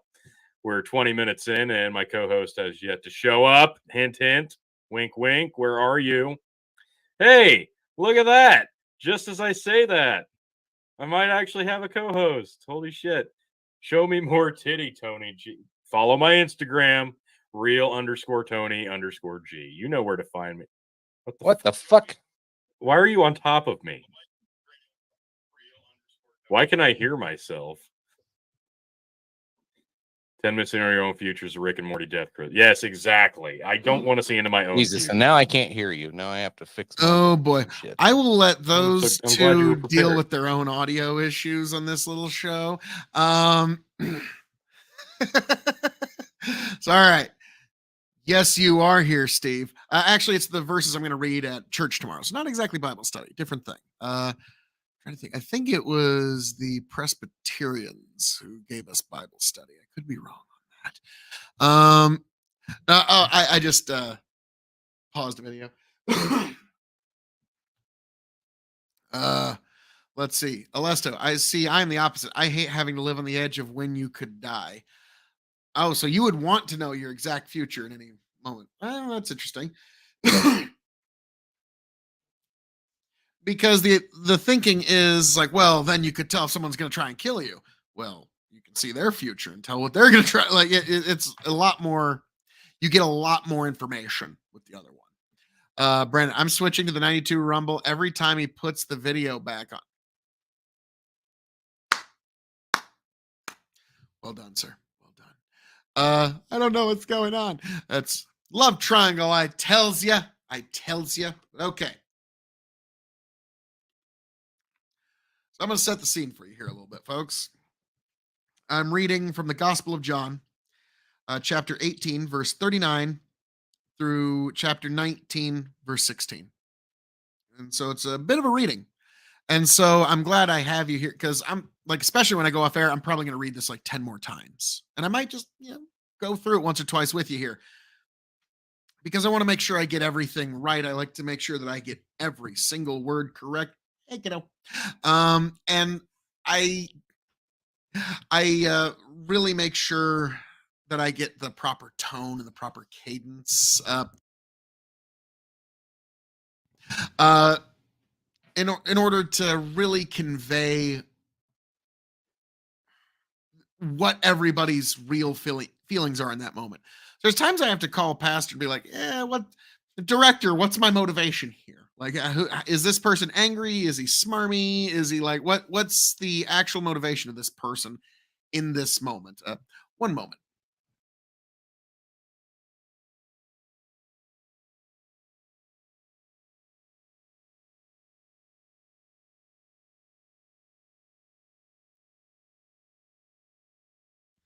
Sorry, I just had to take a moment there. Just had to tell my daughter I love her. Your kids should always hear that every day. Anywho, so we are here. Jesus is being delivered to Pilate. They've already been some back and forth, and Pilate's like, why are you doing this? What do you want? And Pilate isn't happy about all this. He's in a very bad position politically. And now here we are. So now this reading from the Gospel of John, verse 39. But you have a custom that I should release one man for you at the Passover. So do you want me to release to you the King of the Jews? They cried out again, not this man, but Barabbas. Now Barabbas was a robber. Then Pilate took Jesus and flogged him. And the soldiers twisted together a crown of thorns and put it on his head and arrayed him in a purple robe. They came up to him saying, Hail, King of the Jews, and struck him with their hands. Pilate went over again and said to them, See, I am bringing him out to you that you may know that I find no guilt in him. So Jesus came out wearing the crown of thorns and the purple robe. Pilate said to them, Behold the man. When the chief priests and the officers saw him, they cried out, Crucify him! Crucify him! Pilate said to them, Take him yourselves and crucify him. I find no guilt in him. The Jews answered him, We have a law, and according to that law, he ought to die because he has made himself the Son of God. When Pilate heard this statement, he was even more afraid. He entered his headquarters again and said to Jesus, Where are you from? But Jesus gave him no answer. So Pilate said to him, You will not speak to me? Do you not know that I have authority to release you and authority to crucify you? Jesus answered him, You would have no authority over me at all unless it had been given to you from above. Therefore, he who delivered me over to you has the greater sin. From then on, Pilate sought to release him, but the Jews cried out, If you release this man, you are not Caesar's friend. Everyone who makes himself a king opposes Caesar. So when Pilate heard these words, he brought Jesus out and sat down on the judgment seat at a place called the Stone Pavement, and in Aramaic, Gabbatha. Now it was the day of preparation of the Passover. It was about the 6th hour. He said to the Jews, Behold your king. They cried out, away with him! Away with him! Crucify him! Pilate said to them, shall I crucify your king? The chief priests answered, we have no king but Caesar. So he delivered him over to them to be crucified. So they took Jesus. Thus ends the reading of God's holy word. So, folks, let's see. The barbarian just ran it. Nice. Bennett, you beat me to it. Barabbas. Yes, Barabbas. Which it's going to be an interesting read. I'm not sure, like, because I know when it's like crucify him, like you have to emphasize it. You can't be crucify him, away with him, crucify. You have to emphasize it. Like, because I remember we've had some times like, all right, how should I voice different people from the Bible? And I'm looking forward to it tomorrow. So if you liked it, let me know. If not, well, wish me luck. Render unto Caesar what is Caesar's. Yeah, they didn't like that much when Jesus dropped that on him. And so that was my usage of the glasses of extreme. Thank you, Brandon. I messed up 2 words, so I still got a little more rehearsing to do. I'm not quite there yet, but well, thank you. My pastor really recommends the English Standard Version Bible. I like the King James Version just because the words are pretty. Just because the these, the thous, the arts, and the thys. Like it's great. I love it. So, all right, let's see here. Got it. But yeah, I definitely don't begrudge anyone their usage of any other Bibles other than like the Passion Translation or the Jehovah's Witnesses made up translation that they literally just made up. Like there's some verses that they completely change, or anyone that contradicts them, they just edit out. Now, Steve, this is an unfortunate reality for you. Stephen Alexander Martinez says Allah's God, Muhammad is his This is not true. This is not true. And I'm going to prove it to you right now in a way that's incontrovertible, actually. Okay. If you go to the Quran, there are surahs within the Quran that actively state that the Bible is the word of God. Specifically, the gospel of Jesus Christ is the word of God. They have their own claims about Jesus, but it doesn't matter. Their own book, their own version claims that the gospel is the word of God. So if you believe the Quran, you have no choice. You must believe the Bible is true according to your own book. And if the Bible is true, the Quran is false. It says right here, there will be false teachers to come after. This is the final unalterable gospel, the only thing on this earth that is perfect. So that's like, Steve, I know you're trying to troll me, but you gave me a great opportunity there. So unfortunately, that's just not true. And you can actually ABC logic it. It doesn't even take it doesn't take a sophisticated mind to wrap your mind around that. Brandon, you should really think about reading the whole thing and putting it online like an audiobook. That was good. Well, thank you, sir. Thank you. I've thought about doing an audio drama, and since you mentioned that, I'm going to pull up a different video that's kind of in the vein of what you're thinking, but not exactly, because it's something I did over many, many weeks. I took the I'll just go to the playlists of my different biblical verses because it'll be way easier to find that way. Where I read the entire 16th chapter of the Gospel of John. Let's see, where are you at? I know you're in here somewhere. There we go. And it took over a few weeks for me to get it read, but I really enjoyed it. And I just edited them together so it was as seamless as it could be. Now, I understand what you're saying with like a full audiobook. I thought about like doing a literal audio drama where like when you're talking about like Jesus entering the marketplace, at that point, you edit in just a little bit of noise, like some horse chariot chatter and some people talking and stuff like that. And I've got plenty of people at my church that would love to do voices. Corb, you also got a big booming authoritative voice. There's plenty of people in this book that need voicing. And so that's one. Like me, I would only want to do like the narration. I already have the person cast that I want to do the voice of Jesus and the voice of the Old Testament God. It's the same person, because I think audio wise, there needs to be continuity there. So when you hear the Old Testament God and you hear Jesus talk, it's the same voice. That's the kind of continuity that I think we really need. Let's see. I've got a record book that you could have. Well, thank you. But yeah, like you do raise a great point. Like now, my plan is eventually I want to have the entire Bible in some audio format. This is kind of my proto version of this, but the audio drama of the Bible is something that I've really been thinking about, because that you can bring a lot of people together, and it's a fun project, and everybody gets a part, and everybody's waiting to hear their part, and exactly. But now this is sort of in keeping to what you're talking about. This is the entire Gospel of John, chapter 16, read by yours truly, one Phil KOE. Good morning.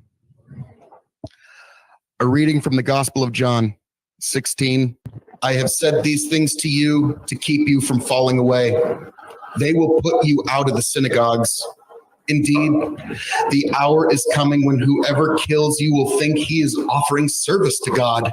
And when they do these things, because they have not known the Father nor me, but I have said these things to you. For when their hour comes, you may remember that I told them to you. I did not say these things to you from the beginning, because I was with you. But now I am going to him who sent me, and none of you ask me, where are you going? But because I have said these things to you, sorrow has filled your heart. Nevertheless, I tell you the truth. It is to your advantage that I go away. For if I do not go away, the Helper will not come to you. But if I go, I will send him to you. And when he comes, he will convict the world concerning sin and righteousness and judgment. Concerning sin, because they do not believe in me. Concerning righteousness, because I go to the Father, and you will see me no longer. Concerning judgment, because the ruler of this world is judged.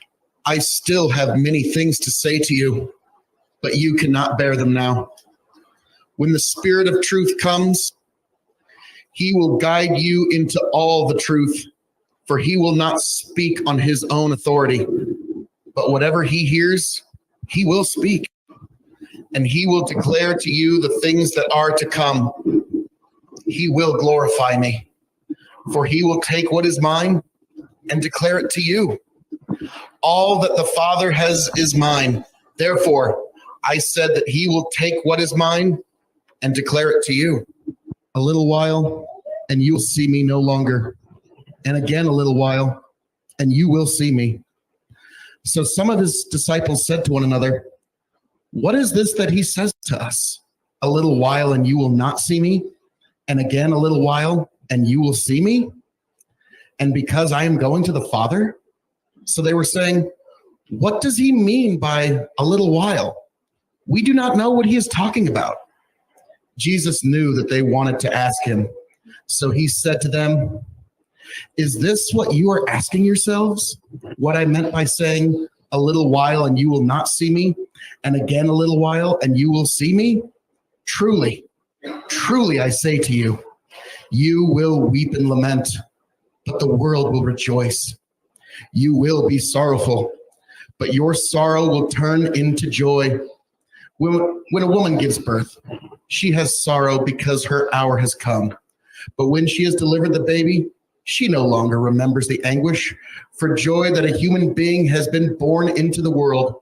So also you have sorrow now, but I will see you again, and your hearts will rejoice, and no one will take your joy from you. In that day you will ask nothing of me. Truly, truly I say to you, Whatever you ask of the Father in my name, he will give it to you. Until now, you have asked nothing in my name. Ask, and you will receive, that your joy may be full. I have said these things to you in figures of speech. The hour is coming when I will no longer speak to you in figures of speech, but will tell you plainly about the Father. In that day you will ask in my name, and I do not say to you that I will ask the Father on your behalf. For the Father himself loves you, because you have loved me and have believed that I came from God. I came from the Father and have come into the world, and now I am leaving the world and going to the Father. His disciples said, "Ah, now you are speaking plainly and not using figurative speech. Now we know that you know all things and do not need anyone to question you. This is why we believe that you came from God." Jesus answered them, "Do you now believe?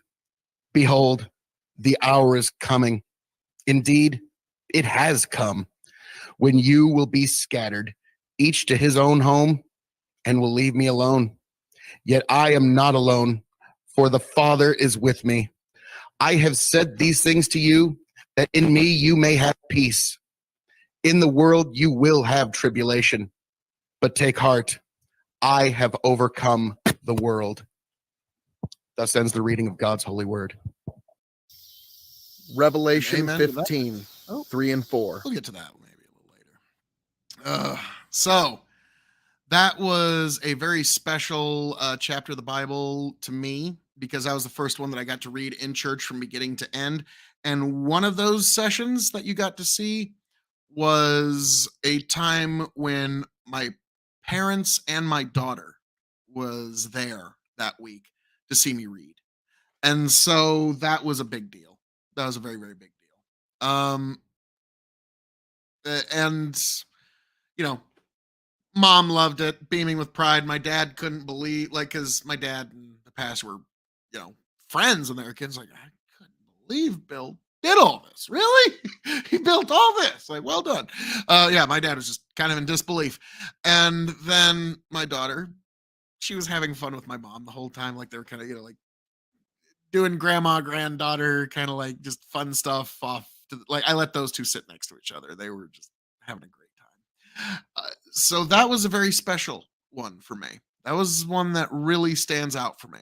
And that's why, folks, I believe we are at that time where I'm going to go ahead and, well, you know what? No, we're not there yet. We're not there yet. I'm going to do something a little different. I'm going to switch some gears here.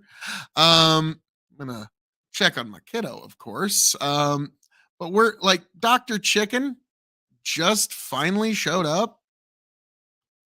And I want to hear what the great and powerful chicken has to say yet. And now these guys are trying to figure out audio issues, which that is just like content. Can you hear me now? Or chloroform. That's what I meant to say. No, I which can't. is Okay. No, they So while we're waiting for that, let's go number 15, I guess. give you Now, a would second. you rather You have can an easy all job the- working for someone else? You can have all the seconds you want, Bandit. I'll even, I tell you, I'll give you half a minute even. I don't know what you need these seconds for, but you got them, dude. Like, they're totally yours. You're cool enough. I'm giving them to you. Okay. But yeah, like, fuck it. I'll even give you a minute, bro, because you're that cool. Now I know you're trying to hold over to the third hour, but you know what? Fuck it. We're here. We're having fun. And we'll get there. We'll get there. I know. Brandon, here comes the Texas tornado. Nice. Now, okay, Brandon, please tell me you've been listening to the commentary, because that is choice. Like, it is A plus. If it wouldn't get me pulled down, I'd be playing it right now because it's so awesome. But almost as good, we've got Chicken and Tony here with their unfun audio issues. I'm gonna leave that just muted for a few more seconds because that's too funny. It's like, all right, let's get back to Tony and Chicken. Audio stuff, audio issues, and fuck, are we okay? For great pay, working for someone else, yeah, give me that all day. But if it's work for yourself, but the work is terrible hard and the work's not worth a shit. Now I gotta give Tony some credit here. He just fucking pushed through. Okay. He saw that the show was in trouble and he didn't even fucking stop. Like, he just fucking went bam, kept going until Chicken just now. In terms of pay, then why would I want to do that or flip flop the answers? Like, I think I think that's he just got it. yeah. It depends I on can how hear much you. make. Oh, all right. Hey, nice. Hot damn. That's Hey. fantastic. God damn, I can't believe you started without me, dude. What the fuck? Well, you know, it was either that or have the entire event get canceled. So I didn't really have much of a Yeah. choice. Yeah. Yeah, my kid like tried to wake me up and apparently I ignored him. Oh my god. Go Listen, figure. It's been so long you forgot about nobody forgot It's about Canadian LTD Springs. whiskey. Stop Chicken, it. I man. love that hat, you Yeah. drunk bastard. You're a saint, Love you Bandit. too. Sad face. How you doing, Project?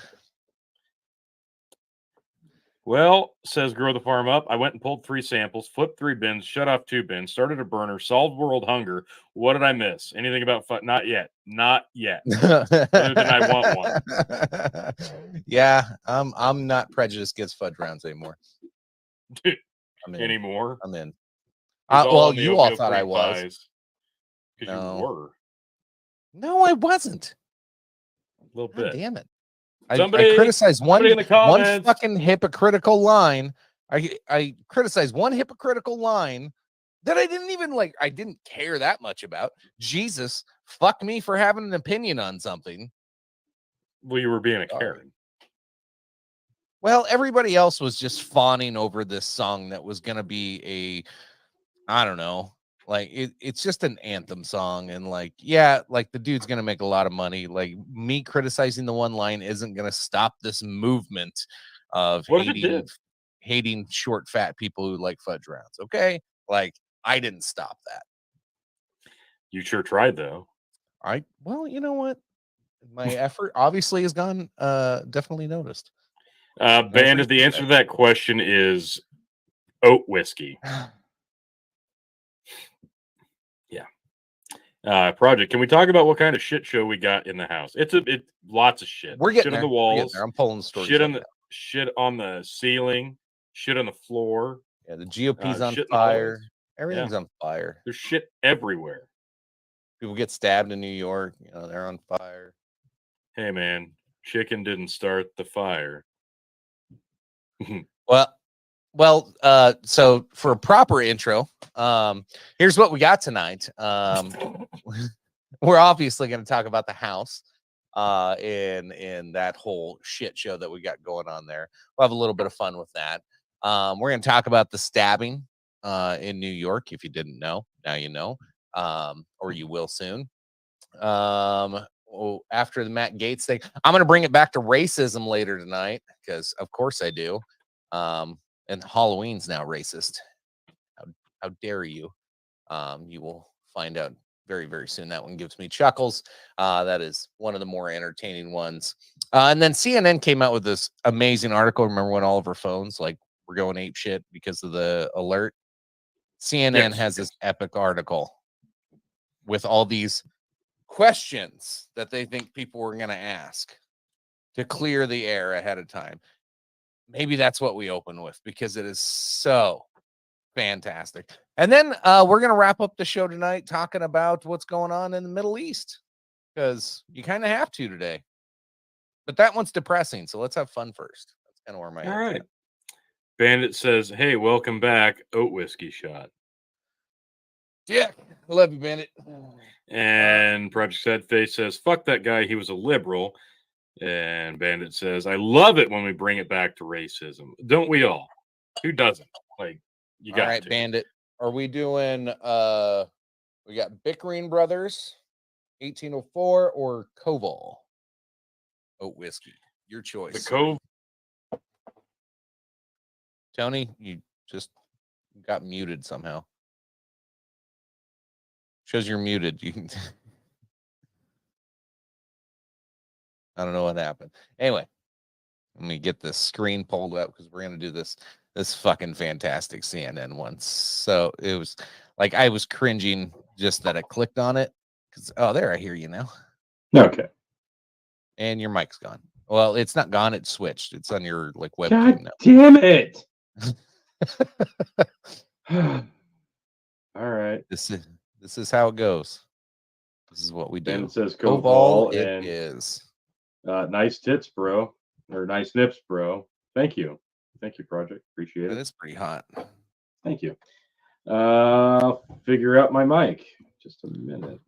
All right. Well, Tony's figuring out that mic. Let me get this next story pulled up here, and I'll get my Koval shot poured. Don't forget to be a subscriber on Facebook, and you too can make us drink terrible things for your sheer entertainment and future endeavors that we have down the road with whatever. Oh my God, I am not looking. Oh God, I forgot it's a synthetic black cork. I thought that the Koval whiskey was so bad it rotted out my normal wooden cork. I think both things can be true. I'm sorry, just a couple of comments that need bearing here. Oh shit, okay. And I just finally see here. First of all, Chicken goes, Chicken is not a realtor doctor, which is true. He's not a real doctor, nor is he a realtor doctor. Shane goes, Chicken looks like he did. He actually just did wake up. Koval for Chicken. Your choice. One moment, Bandit. Gotta be my regular master of sartorial resplendency that I always am. And, get properly suited for the occasion. But, folks, unknown to me, I was, had the video, I was checking with the kiddo, I was listening, but I did not know. We have an unexpected run-in, folks. We have a return of the one, the only, the echoing. I'm gonna mute a second. Yeah, you're echoing back. So I'm gonna mute him for one moment. But we got Bandit here, folks. You all know and love Bandit. Brandon, oh shit, the repo man. Shane, what the hell is going on with this podcast tonight? It's an inception through time and space. So Bandit, give me a thumbs up when you think you're good to go. All righty, we're gonna unmute and we're not hearing me back, and it's all beautiful. How we doing there, Bandit?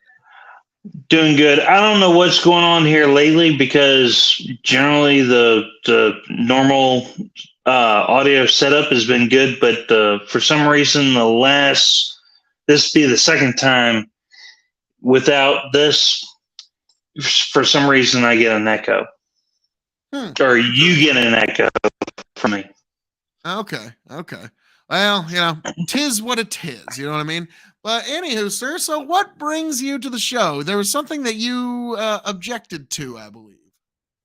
Well, it wasn't really an echo or a objection. That I objected to. On the way back, the one thing that kind of piqued my interest that I wanted to talk about was, forgive me, I'm trying to link the two things together, but the thing that came to mind was the old the Left Behind series. Are you familiar with this? Oh, okay. You're talking about the Rapture. Okay. Yes. I didn't know where. Like, are we about to talk about Hillary Clinton? Or are we like, oh, okay, now we got you. Yeah. Oh, yeah. I know the Left Behind series very well. I'm quite familiar with them.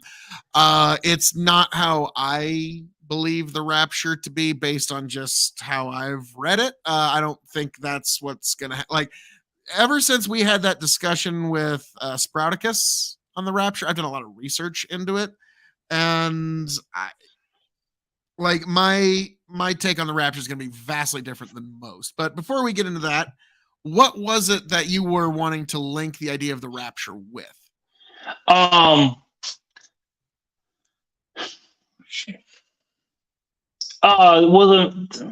the main idea that I was thinking on was, all right, set aside what your idea of the Rapture is, whether it be pre-trib or post-trib or some iteration thereof.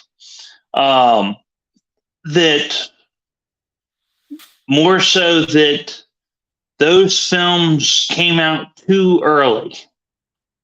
That, all right, I would put that if those films came out today, they would have a far greater impact now, considering the world that we live in, as opposed to when they did when it was George Bush going into the Middle East. You know, that Okay. it wasn't a clear line, but it's like nowadays, it's like everyone's thinking, you know, any day now.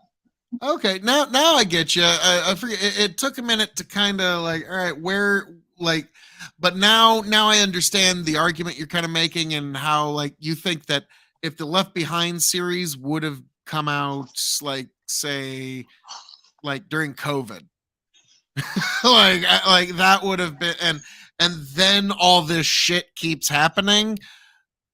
Like, yeah, Kirk Cameron might be preaching at Joel Austin's church. Or something like, you know, like it might be that big of a deal. You know what I mean? Like, Yeah. I know that's kind of a hyperbolic thing to say, but you know what? You kind of understand what I'm meaning. It's like, Oh yeah, there would be some gravity and momentum behind that. Now the thing is, like Steve's not a big fan of the left. Now I see a lot of problems with the left. I'm not just gonna beat up on just this one show, but a lot of theory behind the rapture is like. Now again, I grew up in a tradition that did not teach the rapture, didn't say like I was like, yeah, growing up as a Catholic, there was nothing about the rapture. Now in the church I go to, there's plenty about the rapture, and I hear it once in a while. It's not like something like I've even heard the pastor say the word rapture once, but that's about as far. Like, you know, we haven't gone into. Let's go deep into rapture theory tonight because like. I imagine that might be one of those like there's some folks that might get into it from across the room. Now from what I understand, the rapture would look closer to something like the Roman triumph. Like the idea is like a lot of people think like, oh, you're just gonna disappear, and that's gone, and that's it. That's right. Like from what I've read, it would appear more like, you know, the rapture begins, you start floating up. Jesus meets you on the way down. You follow him. You all come to the ground and have the greatest Roman triumph of all time. And the Roman triumph was basically where we get the idea of a parade, where it's the general, when he takes over a new area, he conquers a new area, he'll call everybody with him that's loyal to him to the town to follow his troops as the triumph. And so it basically shows, hey, look, everybody's with us anyways. And over time, pretty much the whole town joins the triumph. Okay, that's the idea. And in the Roman Empire, the triumph was an even bigger deal where the king of the conquered kingdom is executed, and it's a true sign of like if you're a part of a Roman triumph in Rome, it is a big deal. They're bringing elephants. Like, look at the gold that we've won from this conquest. Like, you come for miles around to see it. And much in keeping of Jesus conquering Rome, the Roman triumph across the entire world of all the saved, that will be what the true rapture looks like. And so like to me, the people is like, it's going to be the worst thing. Like I am actually of a very different opinion that the rapture will be the best day of your life for people that are believers like us. It'll be the greatest day of your life. A lot of people are like, it'll be awful and terrible, neat teeth. That like, no, that's for hell. That's for hell. And that's how I understand the rapture from the biblical reading I've been doing. Well, set aside any kind of dogma or, you know, any kind of perceptions that you may have. If you are a part of the rapture, why would that not, or if you are a part of the rapture, I just want to make sure that I'm crystal clear on this. Why would it be a negative or in any way, shape, or form bad to be a part of those that are raptured out. You want to be, because you're part of the Yeah. Roman triumph. You are part of the parade with Jesus. Okay. And then there's some people that I think these are more of the, like, bless their heart, a little bit bleeding hearts that they want to say. And that's your chance to try and, like, convert a few last people. Like, I don't know about all that. I think that's more of just kind of like, that's something that folks kind of hope. But like, I don't believe quite that. But now Steve actually brings up something I have to address here real quick. He says, there will be no rapture. You will live and die like every human being before you. Now, I am anticipating dying like a standard human being. I do not believe the end times are upon us, but they do talk about the souls of the dead being brought at rapture. So there's some people that believe that your judgment comes at rapture. There's some that believe that you're judged now. And so that's sort of now, again, what I always say in these discussions is, it is way not my call. Whether, like, however it goes down, Bandit, you and I are not going to be consulted.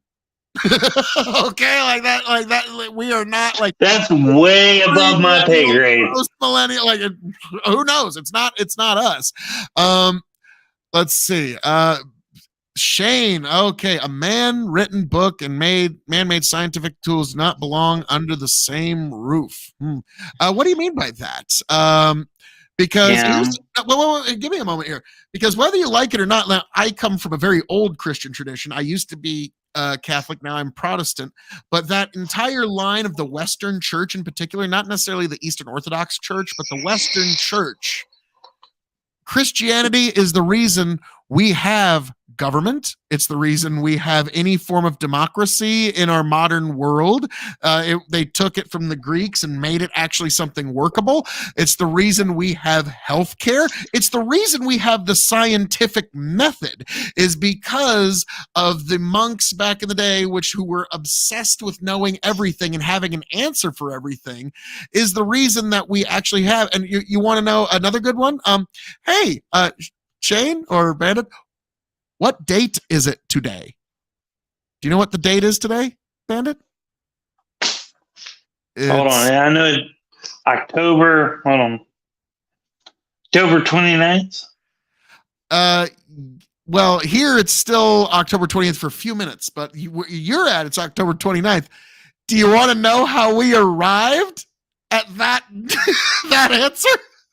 The Gregorian calendar that was made by Jesuit monks. Okay, like that's how we got to, like, when you ask, it's October 10th. What year? 2023. Since what exactly? There's the whole all right, for all the shit that Neil deGrasse Tyson gets. There is a definitive video of him giving props to Jesuit priests because they determined the calendar that we use today, where, all right, you have a leap year. Years.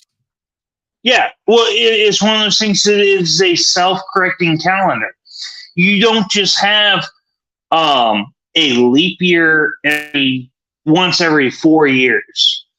It's and don't ask me to go beyond that, but it's one of those things that's like, all right, you have a leap year once every 4 years, but every X amount of years when it's supposed to be a leap year, they take a day out. And then there's, on one of those years that they're supposed to take out, they put it back in because they knew the science and the mathematics enough to set a calendar that would be accurate for thousands of years. Oh yeah, we don't need to change the Gregorian calendar at all for 56,000 years. So got to give him credit. But all right, I got to respond to this. Stephen Alexander, you're arguing varying interpretations of a corrupted phrase in Scripture that scores of different denominations have issues with. What are the odds that you will be raptured as opposed to dying and becoming nothing? Well, the nothing part, that's guaranteed to not happen. Okay, Yeah. because you're either going to heaven or hell, Stephen, whether you like it or not. Like I know you don't like that kind of thinking. I know you don't like that kind of language, but Stephen, I like you. You're a nice guy. And I want the best for you in this instance. Okay. And so that's why, like, I'll pray for you, and I hope that eventually the time comes where you truly accept Jesus as your Lord and Savior. Me and Bandit, we're both pulling for you, man.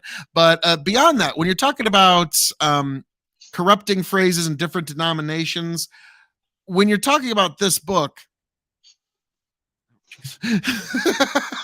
my daughter said something and it bounced off the wall and it sounded like, wait, is there somebody outside? Like, sorry, I had one of those like, does not compute for a moment there. But yeah. Wait, what the fuck? But anywho, sorry. In terms of different denominations and their different interpretations, the Bible, you must believe it is the only thing on this planet that is perfect. Okay, so the idea that there's some sort of corrupted phrase, you would have to demonstrate what was corrupted and how. Are there going to be differing interpretations? Yes, but guess what? Especially in the Protestant world, that's okay. Okay, there's going to be different people trying as hard as they can to hit this central truth. Okay, some get pretty close, some not so much. And what are the odds that you will be raptured? Well, one way or another, we will be judged. That's just, there's no way around that. If I could make one example where Stephen would be correct, is in the Ten Commandments. Most of us assume the phrase, thou shalt not kill. The correct terminology is thou shalt not murder, because there are plenty of places in the Bible, and don't ask me to quote them at this point in time, but there are plenty of places in the Bible where there's a time for killing and there's a time for healing. I'm betting mostly in Romans and Leviticus. Yeah. You'll find a lot of that in there. But unfortunately, like the reason swords have existed, there's some people that kind of need killing. And Jesus said, if you do not have a sword, sell your cloak to purchase a sword. If taking a life, whether it be just or unjust, was verboten, that kind of statement would not be in the Bible. Now let me God, there's a difference between. Let me clarify myself on this. There's a difference between. Well, to put it bluntly, there's a difference between taking a life and murdering. Okay, now I remember to murder is a sin. Yes. To take a life in defense of yourself or of others is not a sin. Now, one thing I will note, like me and Ika actually got into an argument about this 2 nights ago, and I really wish he was here because I wanted to rehash it on air because it was just a side chat. Like, there's no one there. Yeah. But he was trying to use a couple of verses about, like, Jesus said about sell your cloak for a sword, and was trying to use that as a justification for the war in Ukraine, basically. And so I said, whoa. When Peter cut off a man's ear in I believe the Garden of Gethsemane, I could be wrong on that, but when Peter cut off a man's ear, Jesus told him to sheath his sword. Okay. And when men were trying to stop Jesus from being taken by the Romans, Jesus said, put your sword away. And so that's one thing, now Jesus is a better human than any of us. He's better at it than any of us. So like that, we all strive to be like Jesus, but we're never going to be quite Christ-like. So, and so this is something like because like, I don't know if you've heard it, Bandit. It's something that I've been saying a lot of different times to a lot of different people is in this or any other conflict, who would Jesus bomb? And now I've been getting some interesting pushback on that. And I'm not going to lie, like some of the pushback is legitimate because it's like, okay, how far do you take that?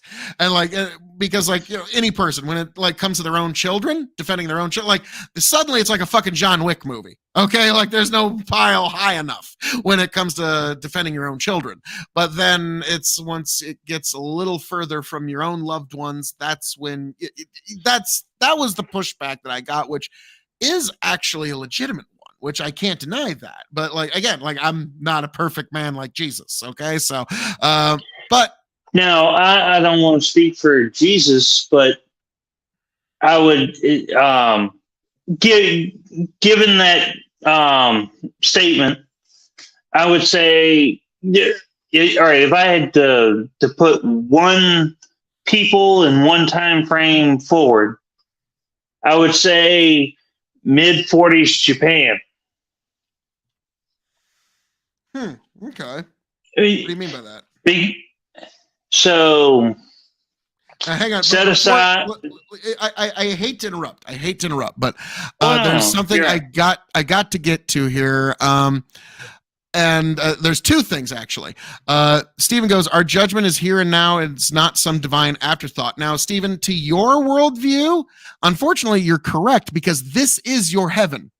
This is as close as you will ever get to God's grace, and you will look back on your time like it now as your heaven, unless you accept Jesus Christ.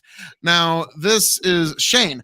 I've never been to church, nor have I read the complete Bible. I'm sorry to hear that, sir. We'd love to have you. Sutton Community Church, we'd love for you to come. I would love for you to come. But in my heart, I do what is right always. And that's probably based on a Christian ethic, whether you want to admit it or not. I wish to become a better person every day. That's good. Does that mean I'm going to your definition of hell? Well, this is one of the most important verses in the Bible right here. This is John 14:6. This, if you know this one verse, you can carry the fire of Christianity to other people. This one verse is one of the most important. John 14:6. Jesus said to him, I am the way, the truth, and the life. No one comes to the Father except through me. That is what Shane, in this moment now, you are at a crossroad. If you are actually hearing the words that I'm saying to you, you are now in a crossroad in this moment because I've told you.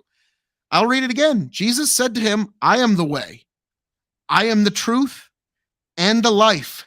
No one comes to the Father except through me.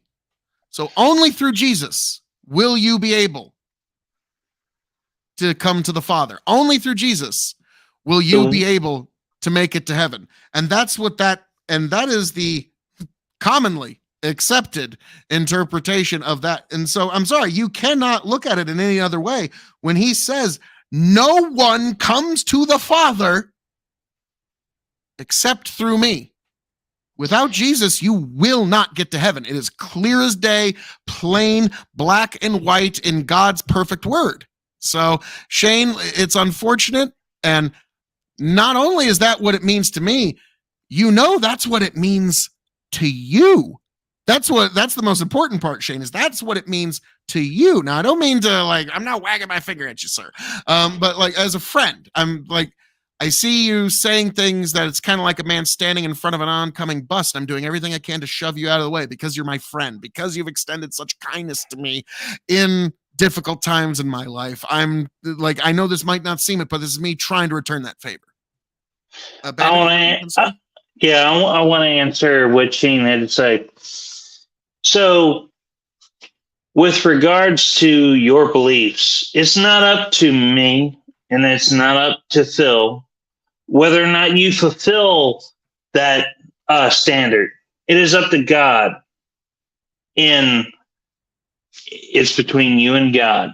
So whether regardless of what you've said here tonight as to what you do or have done or what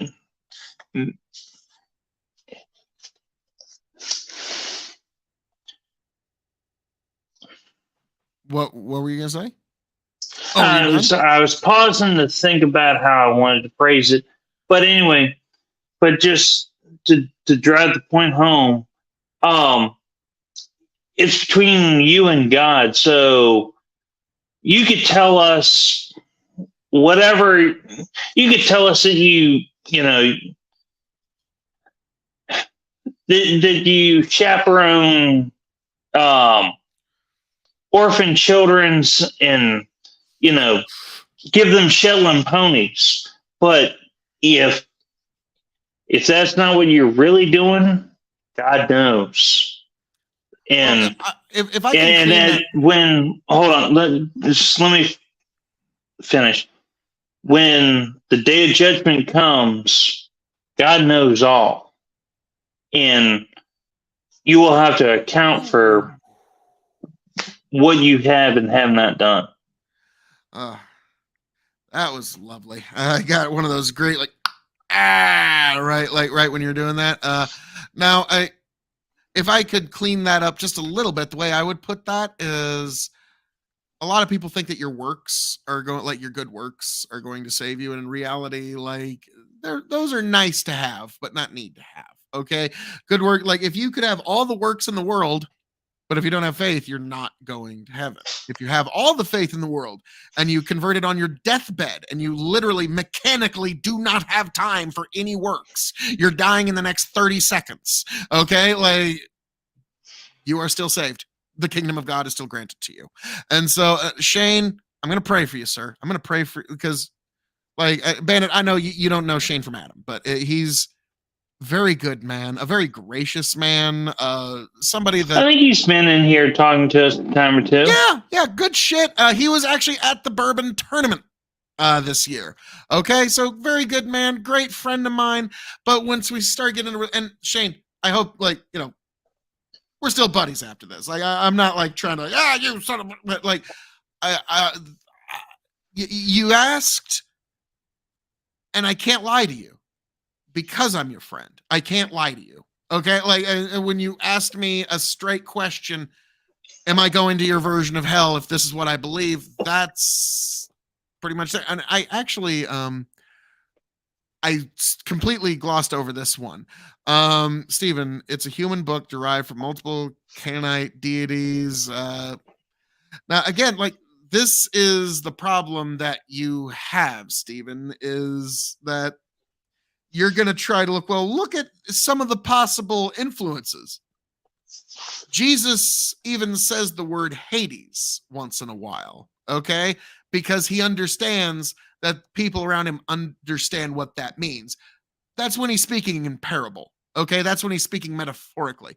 Jesus talks about old traditions, but those aren't real. Those are nonsense. It's just like your skepticism is warranted pointed at those religions, but this is the only one where prophecy was prophesized in the Old Testament and Jesus comes and fulfills said prophecy. This is the only religion where its founder claims to be the perfect begotten Son of God and actually has prophecy to back it up.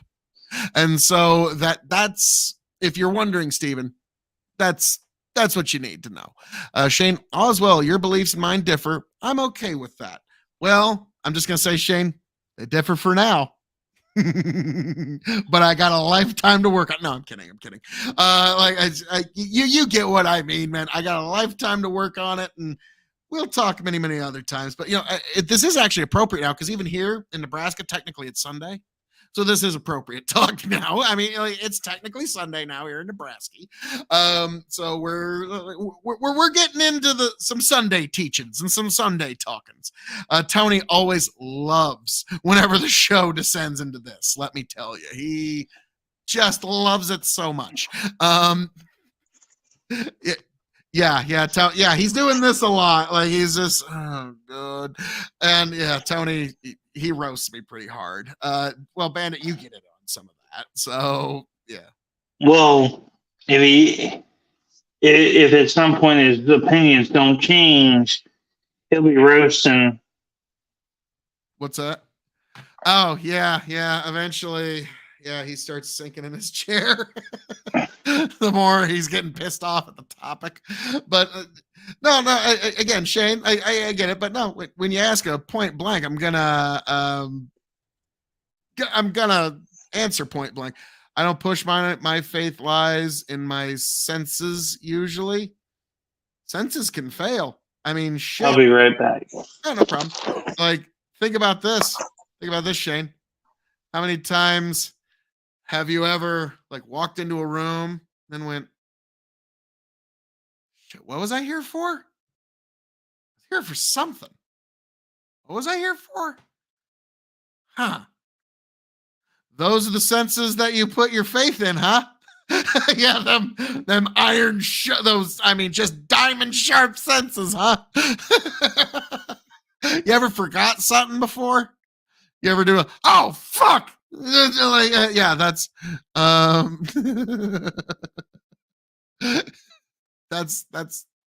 that's what we're going with.